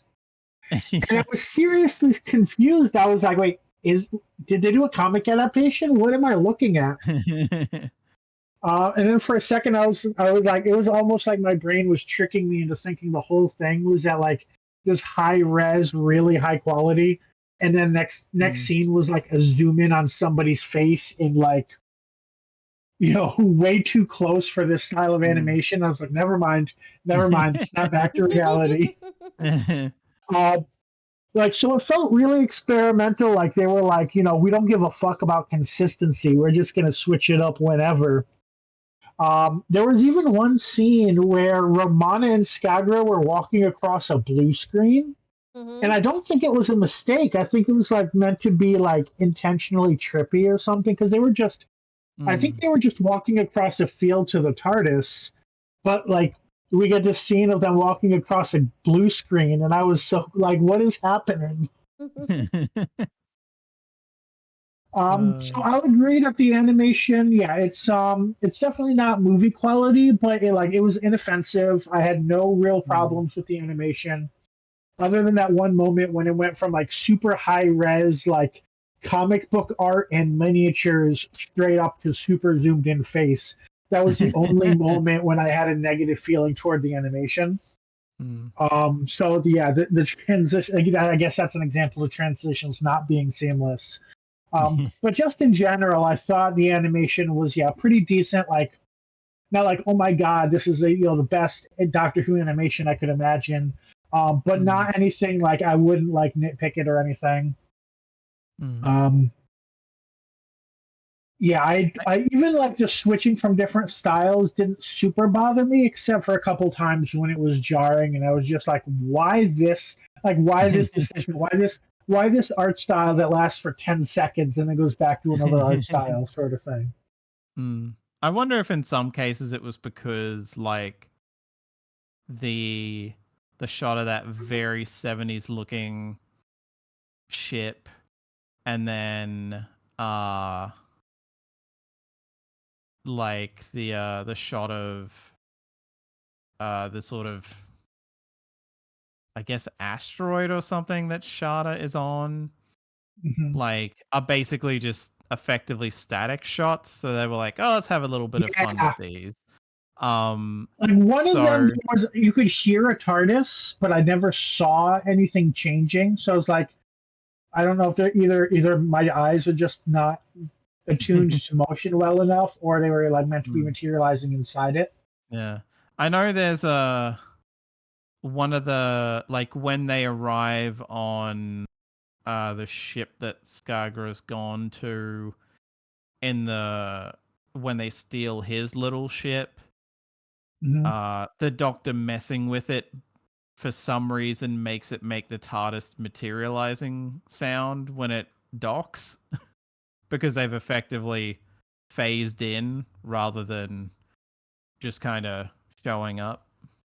Mhm. That's all I can really think of in that respect. All right, let's go on to our regular review. Aaron, what did you like about this story? I got several things I've written down. I'm gonna go ahead with the witty banter. Like, there's so many like Okay. one-liners Mm. and quips here that I just didn't have the space to write everything down. That's my favorite scene stuff. Section is just bloated with all kinds of So things. written by Douglas Adams is your favorite thing. Yeah, basically, or just like Tom Baker's ad libbing. I don't know if he ad libbed any of these or if it's Right? just his own I mean, it's comic timing. see, on one hand, it's season 17, so that wouldn't surprise me. On the other hand, it's Douglas Adams, so he probably didn't need to. Mm-hmm. Yeah, it's just it's. I wrote down that it was peak Fourth Doctor shenanigans. You know, him Hmm. getting the one up on the computer. Him like I think he's like talking to Chris or something like that, and he's just like Chris is trying to explain the book to him, and the Doctor is just like, oh, like something we're about to run an experiment or something like that. And just like in his own like wide-eyed, you know, like we're going to do this now type of thing. But yeah, I don't know. It was highly enjoyable. All right. Alex, favorite thing? Or what you like? um, it's funny because I have one, but I'm like, is that more of a final thought, or is that something I can bring up now? Um, I mean, it's a final hmm. thought if it doesn't get brought up now. So, I guess if it like does it make more sense to bring up as a final thought rather than a favorite overall aspect. Um, I guess instead I'll just say that I actually like really like Skagra as a villain. Like his motive, like even though like there's a bit later in it where like the Doctor assumes he's just a aha I'm gonna take over the universe style villain, and the twist is like no, I don't want to take over the universe. I want to be the universe effectively. Is like a very interesting villain motivation for Doctor Who. I guess not. I guess if you want to be technical, not entirely unique when you have like the Cybermen who want to convert everyone into Cybermen, hmm but like a more human-looking character having that kind of a motivation where he basically just wants to brainwash everyone into a hive mind is still very unique feeling for Doctor Who. Is it wrong? The whole time he was talking about that, I was just like, and then what? Who would you talk to? What would you do? Yeah. Or would you all just like sit there like, okay, we're all the same person now? Like, yeah, it seems like a poorly thought out on on Skagra's part motivation. Mm. I don't know. I mean, I guess the animals would still be animals, but I guess when you're that much of an egotist, you haven't really thought that animals would far. still. True, true. Like when Davros is like, "Oh yeah, all that's left will be Daleks," like, and then what? All that will be left will be Daleks.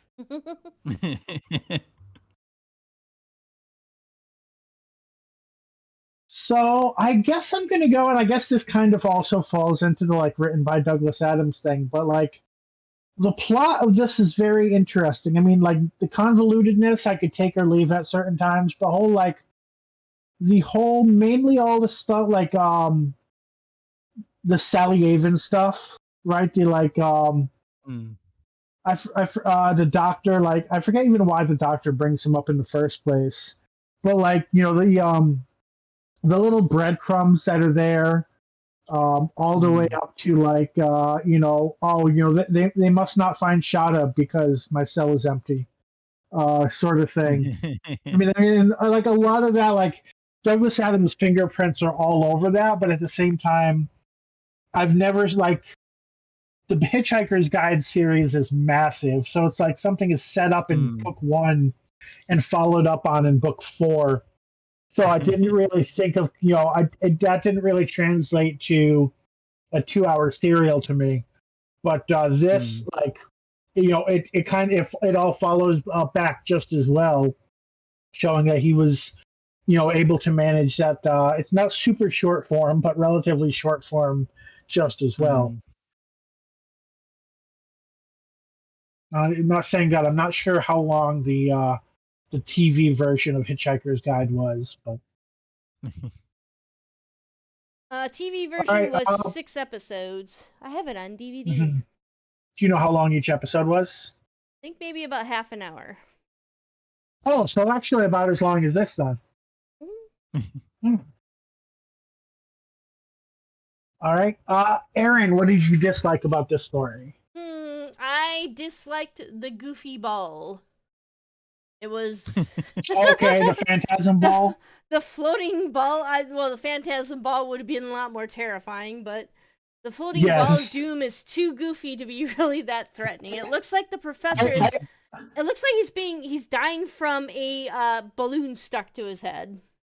I almost made the opening be the ball attacked the professor and then footage from Phantasm of just like, the ball relieving and a bunch of blood dripping on the floor. But I'm like, YouTube would shadow ban the video. Yeah, Matt would totally do that. He'd have that as part of the opening.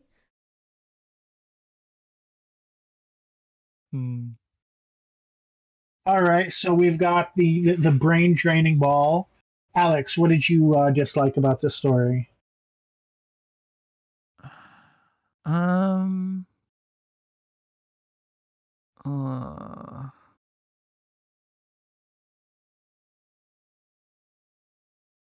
Let's see. I mean, I guess to kind of go along with the how Bill jerked that you left them out of this summary. The Krogs are just kind of there. Like you really could have just given him like human looking like servants that were still like, well, we'll just pretend they're like cyborgs or something that just look human so we don't have to worry about budgeting costumes that much or something, because like they don't really do much. They like once they figure out how to take them out, they're surprisingly easy to take out. I mean, friggin' like one gets kind of zapped a bit, and then like I would have assumed they would have been really heavy, but like friggin' Romana just shoves one into one of those things that they come out of, and it blows up. So it's just like, oh, I guess they could have just shoved them and gone past them or something. I mean, maybe that's because it had been stunned, so it was easier to knock over because it was already off balance. But even then, it seems a bit, oh, so they could have just shoved their way past if they really wanted to. Like, just stun it real quick, shove it on the floor, and run. Yeah. Uh,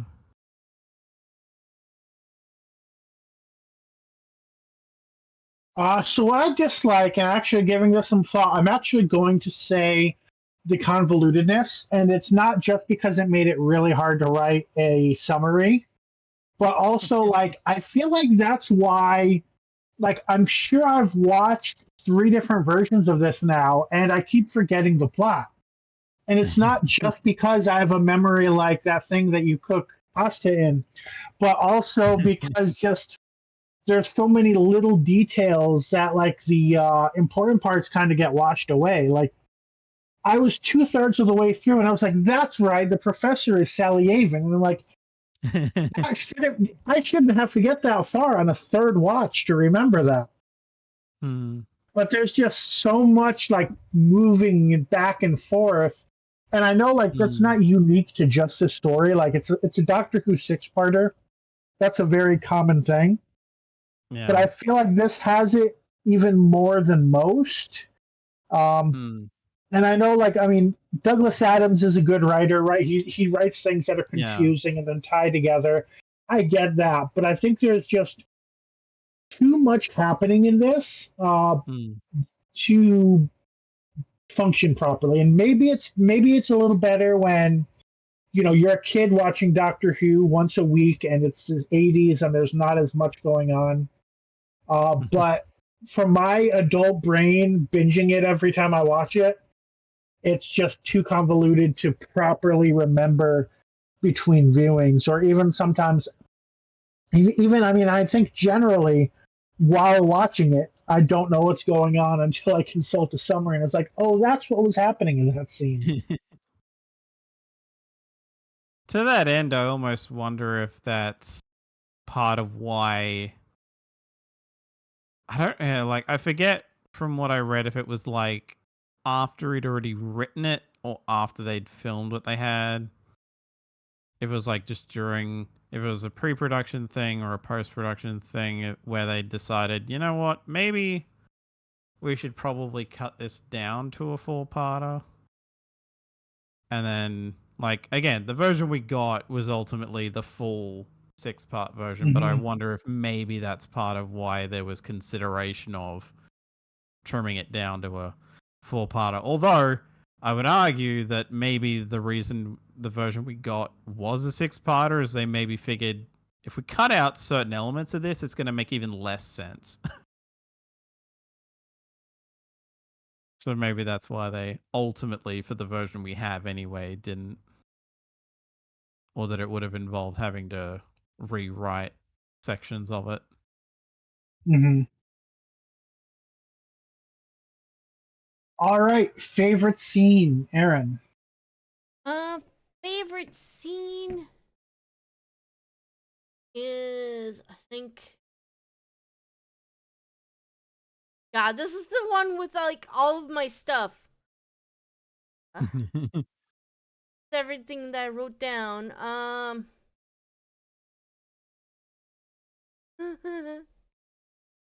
Uh, I'm just laughing at some of the stuff I wrote down. God damn. Um,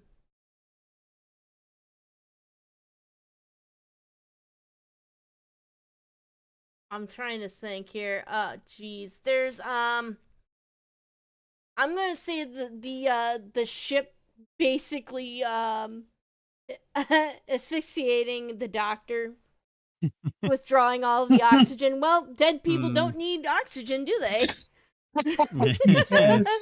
Or dead men do not Mm. require oxygen, is the exact quote. I thought that was right. Especially Because, just yeah. That's the difference between a Doctor Who episode and a Star Trek episode. Mm-hmm. In the Star Trek episode, the person outsmarts the computer kills itself, and the human wins. In a Doctor Who episode, the human outsmarts the computer, and the computer says, "Oh wait, your logic reminds me of something else that's completely going to screw you over." uh,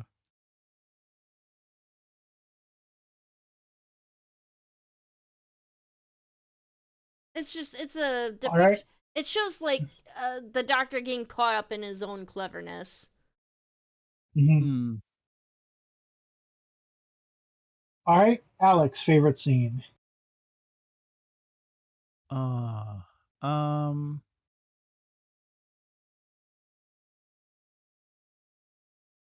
Uh. God, I had one. Um. I guess I'll go with the for lack of anything else.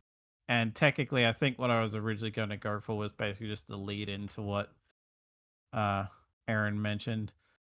I'll go with the bit where the Doctor kind of has a revelatory moment in uh Sally Avon's TARDIS, and everyone jumps to their feet because they think he's going to, and he doesn't. So they all slowly go to sit down. Then he immediately jumps up and is like, "Come on, let's go."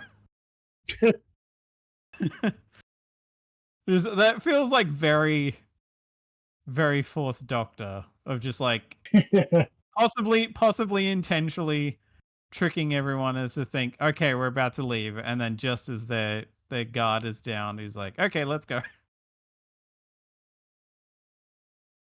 Uh, Right. So, my favorite scene.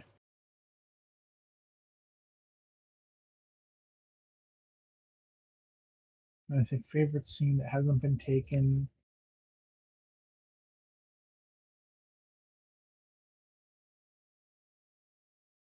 For some reason, this is always the hardest part for me. Um.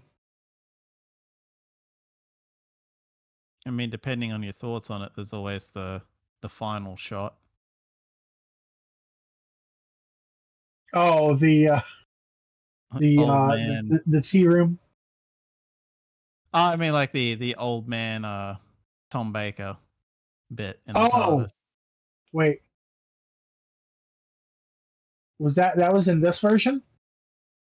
Yeah, like right at the Like, end, it shows him at the TARDIS as an old standing at the console as an old man. oh, okay. I wonder if I closed it too fast because I don't like. I remember seeing it, but I don't remember it being while I watched it. Hmm. Um,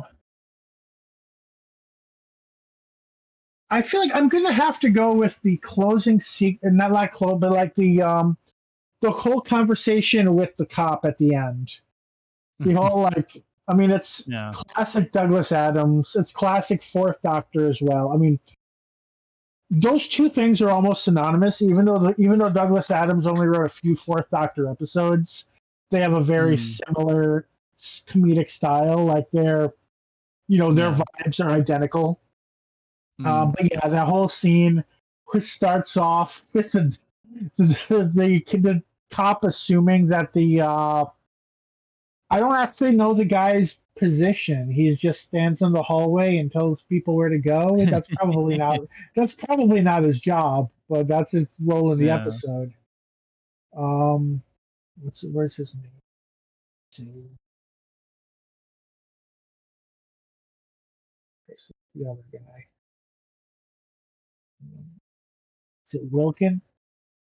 Yes, Wilkin. Yeah. The cop is assuming that Wilkin is on drugs because he's like, the room's been stolen and there was just a haze where the room was supposed to be. And the doctor's like, the cop is like, oh yeah, the haze. So that's the drugs you were taking or smoking. Uh, Hmm. and then he walks in. The TARDIS leaves. They're like, what police box? We don't know what you're talking about. I honestly thought he was just going to turn around and do and just be like, well, obviously none of us are going to speak of this again. But no, he's like, double down. Everybody's going to the station. So, um, yeah, it was just a fun bit. It was pretty much Hmm. inconsequential, but it was just that Douglas Adams humor that just made it so fun. Hmm. All right, least favorite scenes, Aaron. Least favorite scene, again with the freaking ball. There's a fisherman who gets attacked by the deadly ball, and you can actually see the actor lift himself up so that his head makes contact with the prop and properly. So he's just like, it's not like it just suddenly drifts into him. He actually pushes his head into it. So it's just like, oh my god. Yeah.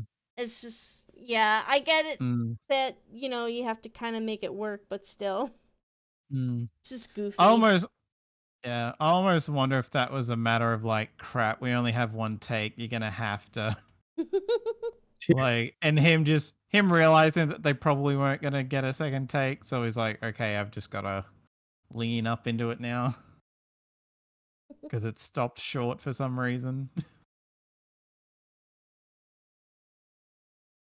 Okay. Alex, what's your least favorite scene? Hmm.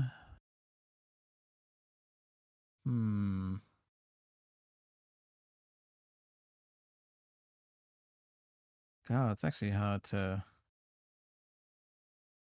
think of one. Hmm.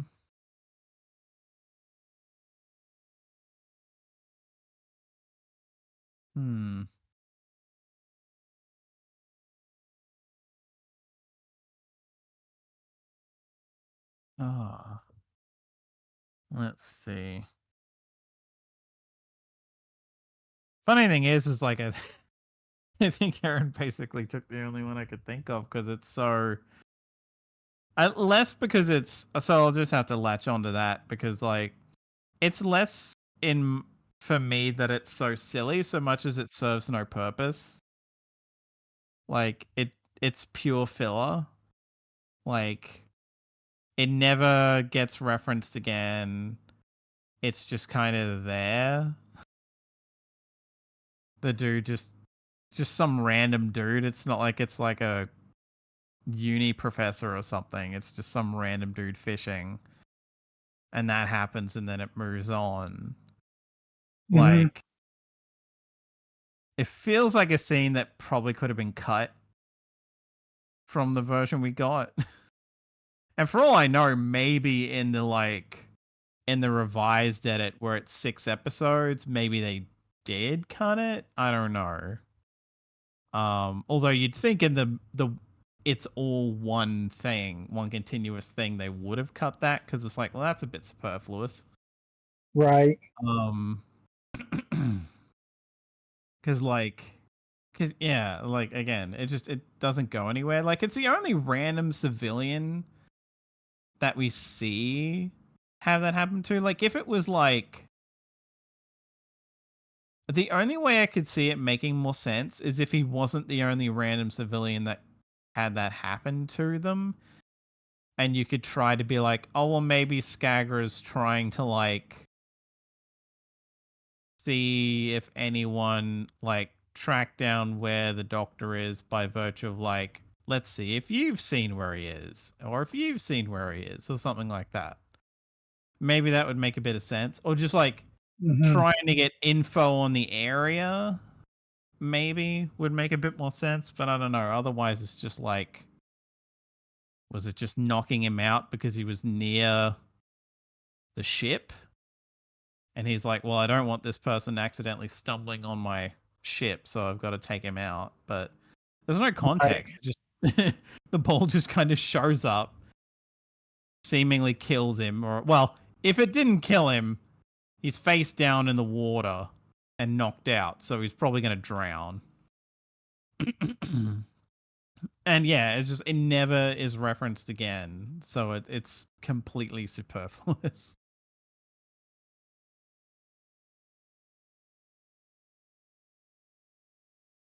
Come on, I had the scene in my head, and then I'm losing it.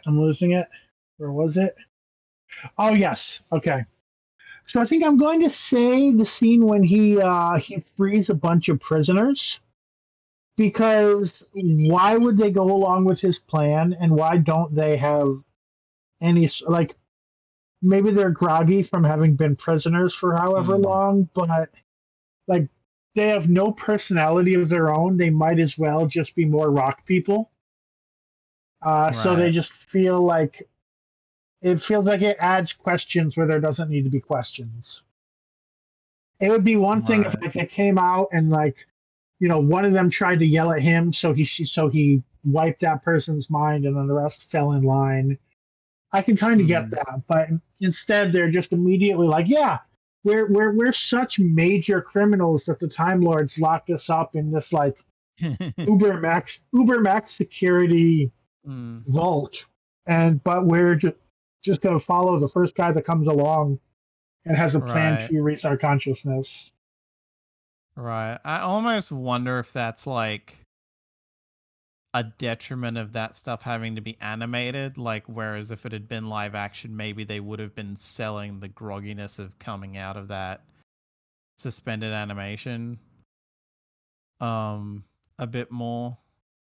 Whereas in the fairly cheap, like more money behind it than most stuff, but like still fairly limited-ish animation, they weren't able to convey that as well as they maybe meant Right. to. Whereas a bunch of actors could have just been stumbling around a little bit. Hmm. Like there are certain scenes, but like the scene where they all emerge from the TARDIS. Like I looked at it guessing like, oh, have their minds been wiped already? But Mm, yeah, it wasn't when they were first freed. I don't know if that was the case or not. Like if they were right. stumbling like that or not. Yeah, I mean, like they don't seem to get wiped until K9 shoots the ball, and then it turns into a bunch Hmm. of other balls, and it's like, this is very convenient for what I need to do right now. Yeah, that was a weird one. I'm not sure how the one ball became six balls, but Hmm. or especially how they would have done that in live action Right. Yeah. Almost in wonder this if it was. in 1979 in terms of when they were doing the when they would have been doing the production. Hmm. Yeah. I wonder if it's just gonna be like they just happen to be more or something, maybe, or if it's gonna be like just not shown on screen. It would just be like suddenly there are more. Hmm. Oh, I guess I'll say since we're at the very end, as an honorable mention, I mentioned this during the summary, but there's a scene where the Doctor closes his scarf in the TARDIS door, and then they dematerialize.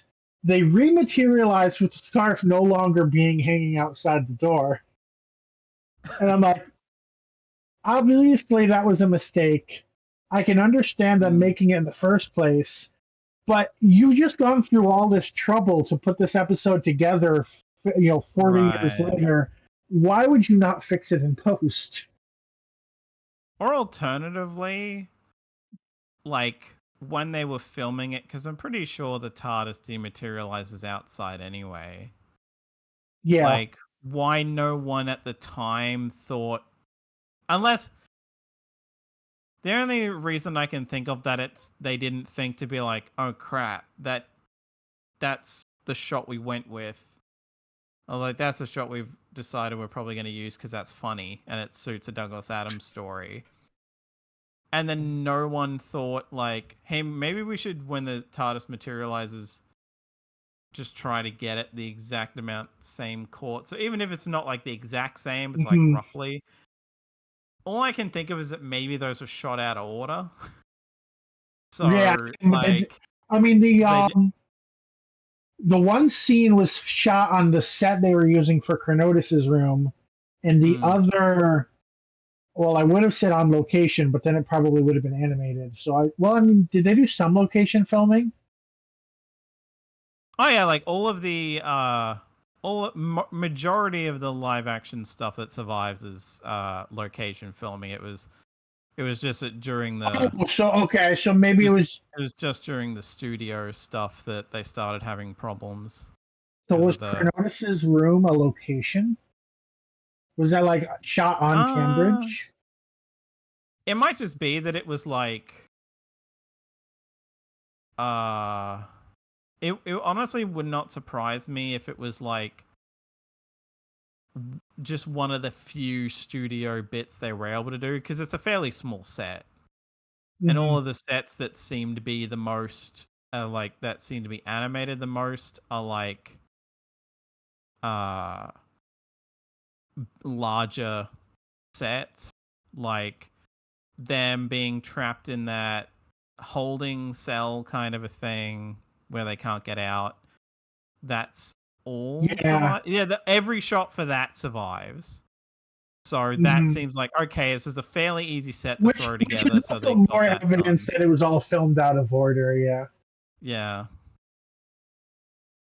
So it was like they were able to get some studio stuff done, just not after like that and the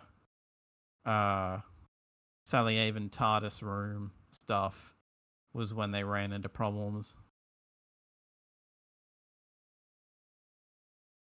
Of course, they probably could have just done what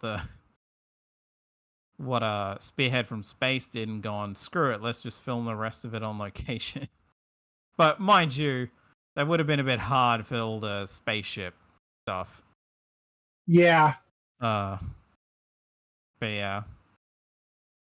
Or they would have had to like convert other stuff into studio space to do that.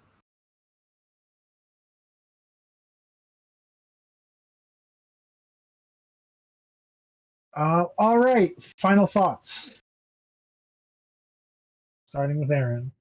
All right. I was actually really happy to be able to finally watch this serial, because it's something that my parents had talked about like for forever. Actually both my dad and my mom were big Douglas Adams fans. And my dad especially was happy to see the Hitchhiker's Guide to the Galaxy TV series when they did finally show it on PBS. I think at some point they showed it on PBS. Um, yeah, it was just really cool. It was just such a mythical thing, and they owned the VHS tape with Tom Baker narrating everything. The animation was enjoyable. I thought it looked perfectly fine. Again, like you said, not movie quality. I do like the fact, because we had the Five Doctors special on VHS tape that we watched all the time. I do like the context that a lot of those scenes used in that special are in here, because they were taken from Shada, so now we can actually see them in the context of Shada, and that, including the doctor standing up going, because like you see Romana, like the doctor's released from the pyramid, the kidnapping pyramid prism thing, in Five Doctors.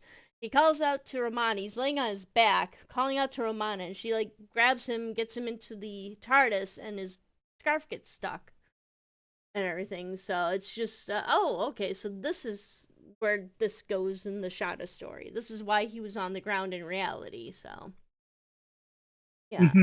And I've always wanted to see it in its entirety, and I'm happy that I was able to see at least most of it here. So yeah.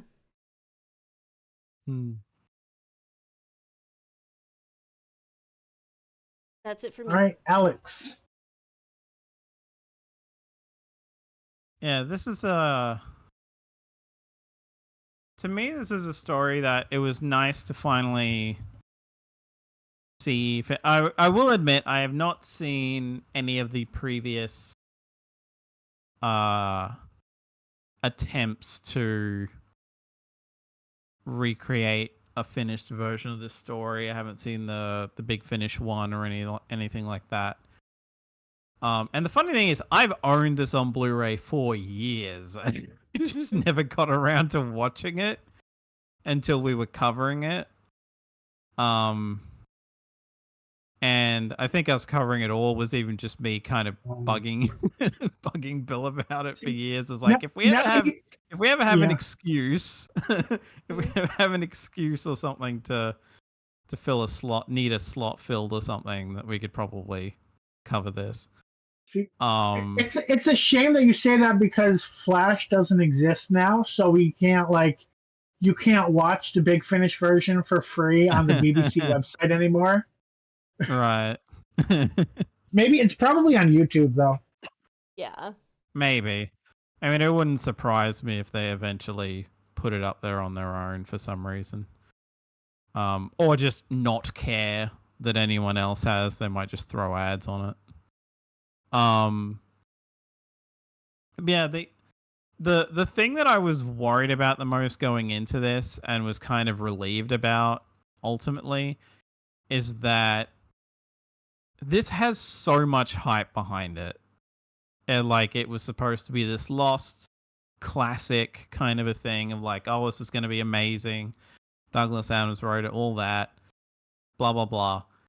And like, you know, is it perfect? No. I mean, mind you, it's Doctor Who, it's fiction. No, there is no such thing as perfect in terms of this sort of stuff. But to me, at least,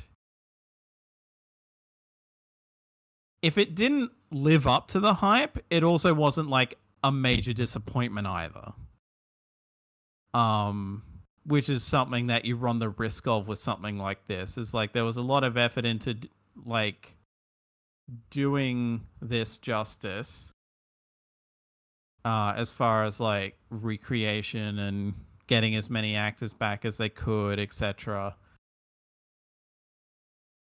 And it, you know, I feel like this story holds up as a good to like very good story. I'd say like generally I enjoyed the hell out of this.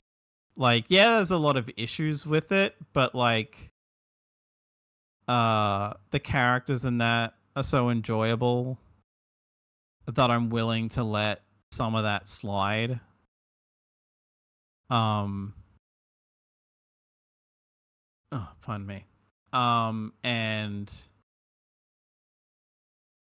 yeah, just like again, if they'd like tried to do a real El Cheapo thing with this, with like just bare minimum animation and whatever, that probably would have dampened it somewhat.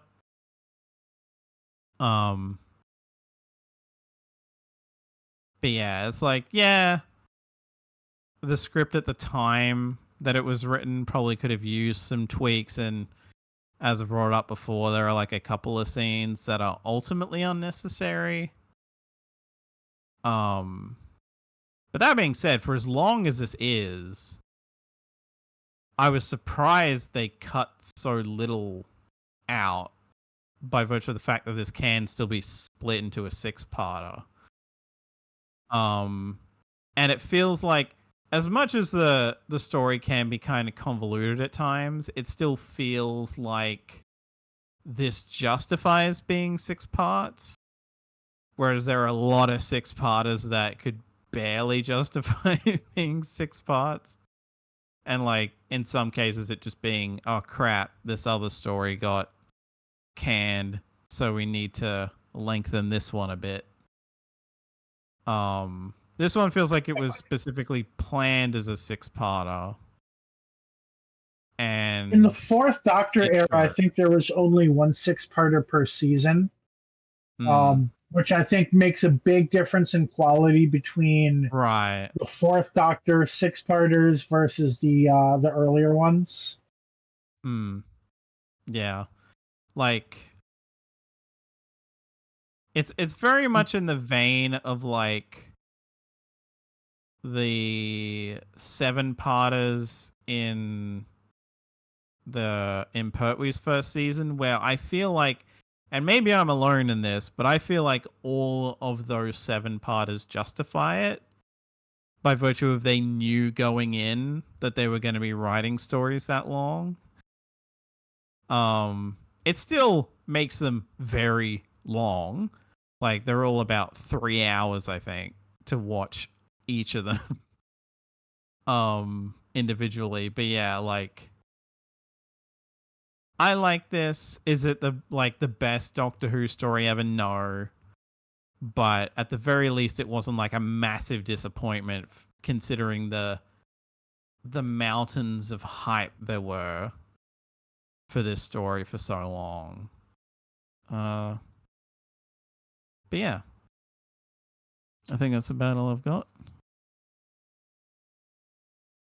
Yeah, so this is basically the third official video version of this, and each time they improved in production value. So, like Alex said, it would have been, it would have been a waste if they had done this in very cheap animation. I mean, in part because that was already done. There was already a freely accessible up until a certain point anyway version with cheap animation.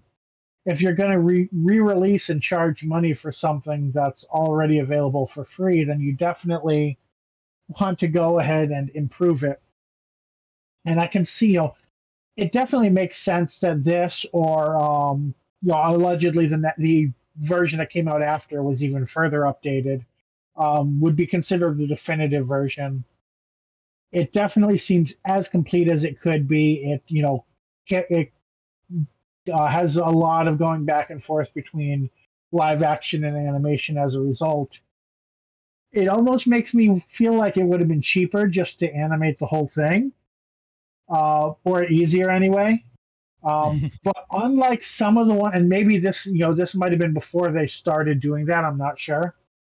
But unlike some of the ones where they did animate the whole thing, everything matched the live action.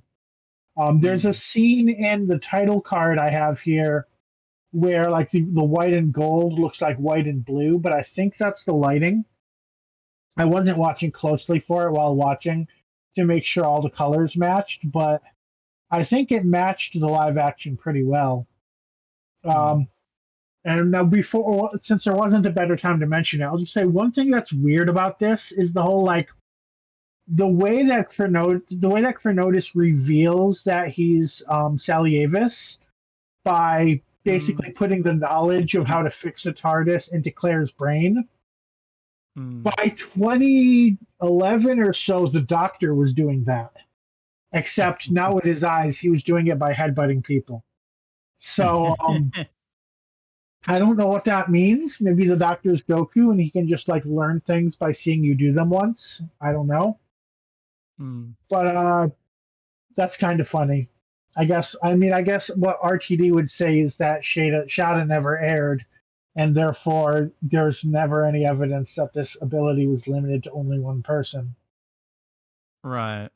Andrew Cartmel would say, well, the Doctor's mysterious and he has abilities that other Time Lords don't. So to be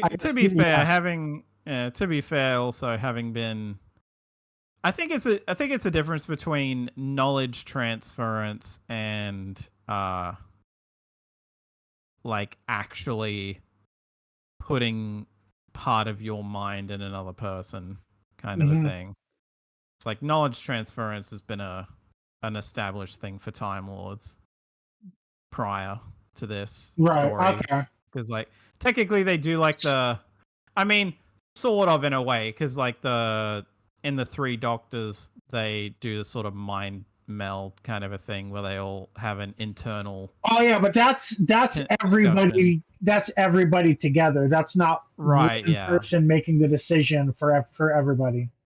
Whereas both in the case of the Lodger and in both cases, it's one person makes the decision and then puts their knowledge into the other person without any active any informed consent, I should say. Neither of them. The human doesn't know what's happening, although they do with a marginal consent.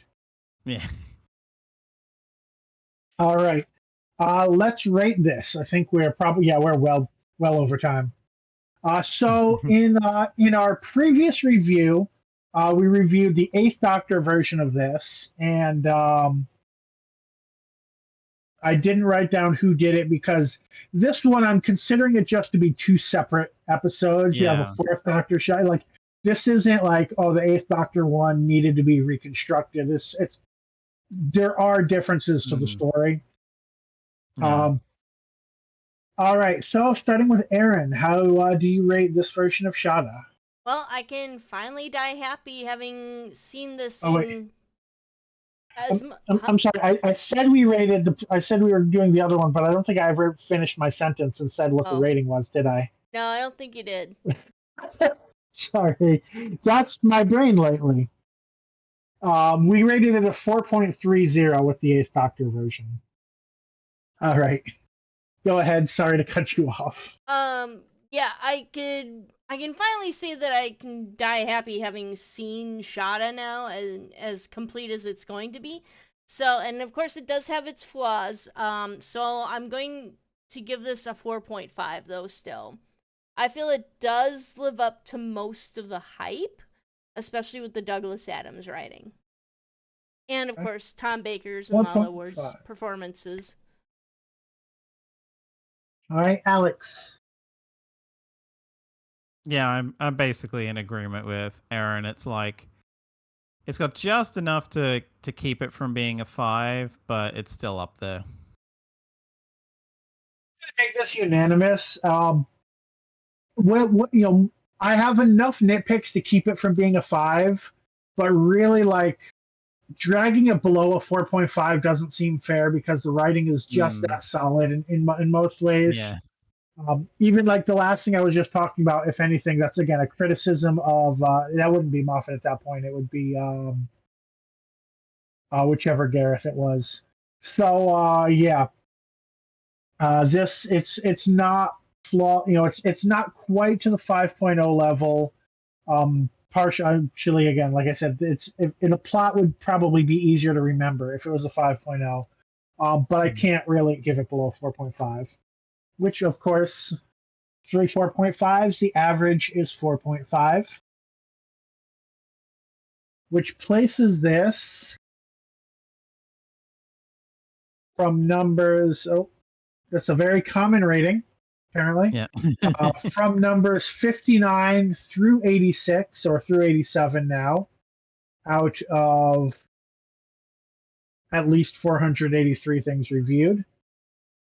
It is on par with the Utopia Quite a lot. trilogy, the Zygon Invasion, Zygon Inversion, New Earth, Enlightenment, Resolution, Mission to the Unknown, World Enough in Time, The Doctor Falls, Thin Ice, The Ribos Operation, The Invasion, The War Machines, The Woman Who Fell to Earth, Rosa, The Seeds of Doom, Paradise Towers, Fury from the Deep.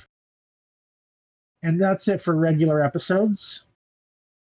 It is not as good as The Ark, The Return of Dr. Mysterio, The Magician's Apprentice, which is familiar, The Invasion of Time, The Ghost Monument, Arachnids in the UK, The Talons of Wang Chiang, or The Seeds of Death. And it is better than The Green Death, The 11th Hour, Rise of the Cybermen, Age of Steel, Partners in Crime, The Time Warrior, The Haunting of the Villa Diodati, or the Villa Diodati, Face the Raven, The Edge of Destruction, and Father's Day. So pretty good company to be in. And that is all we have to say about Shada.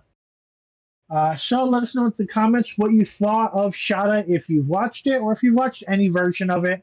What do you think of that version or what's your favorite version? Don't forget to like the video if you've listened this far. Subscribe on YouTube to get our exports or follow us on Twitch to get notified when we stream. Also, we've been a lot better about updating the socials, Facebook, Twitter, etc., thanks to Aaron's help when we are streaming. So follow us on any of those as well.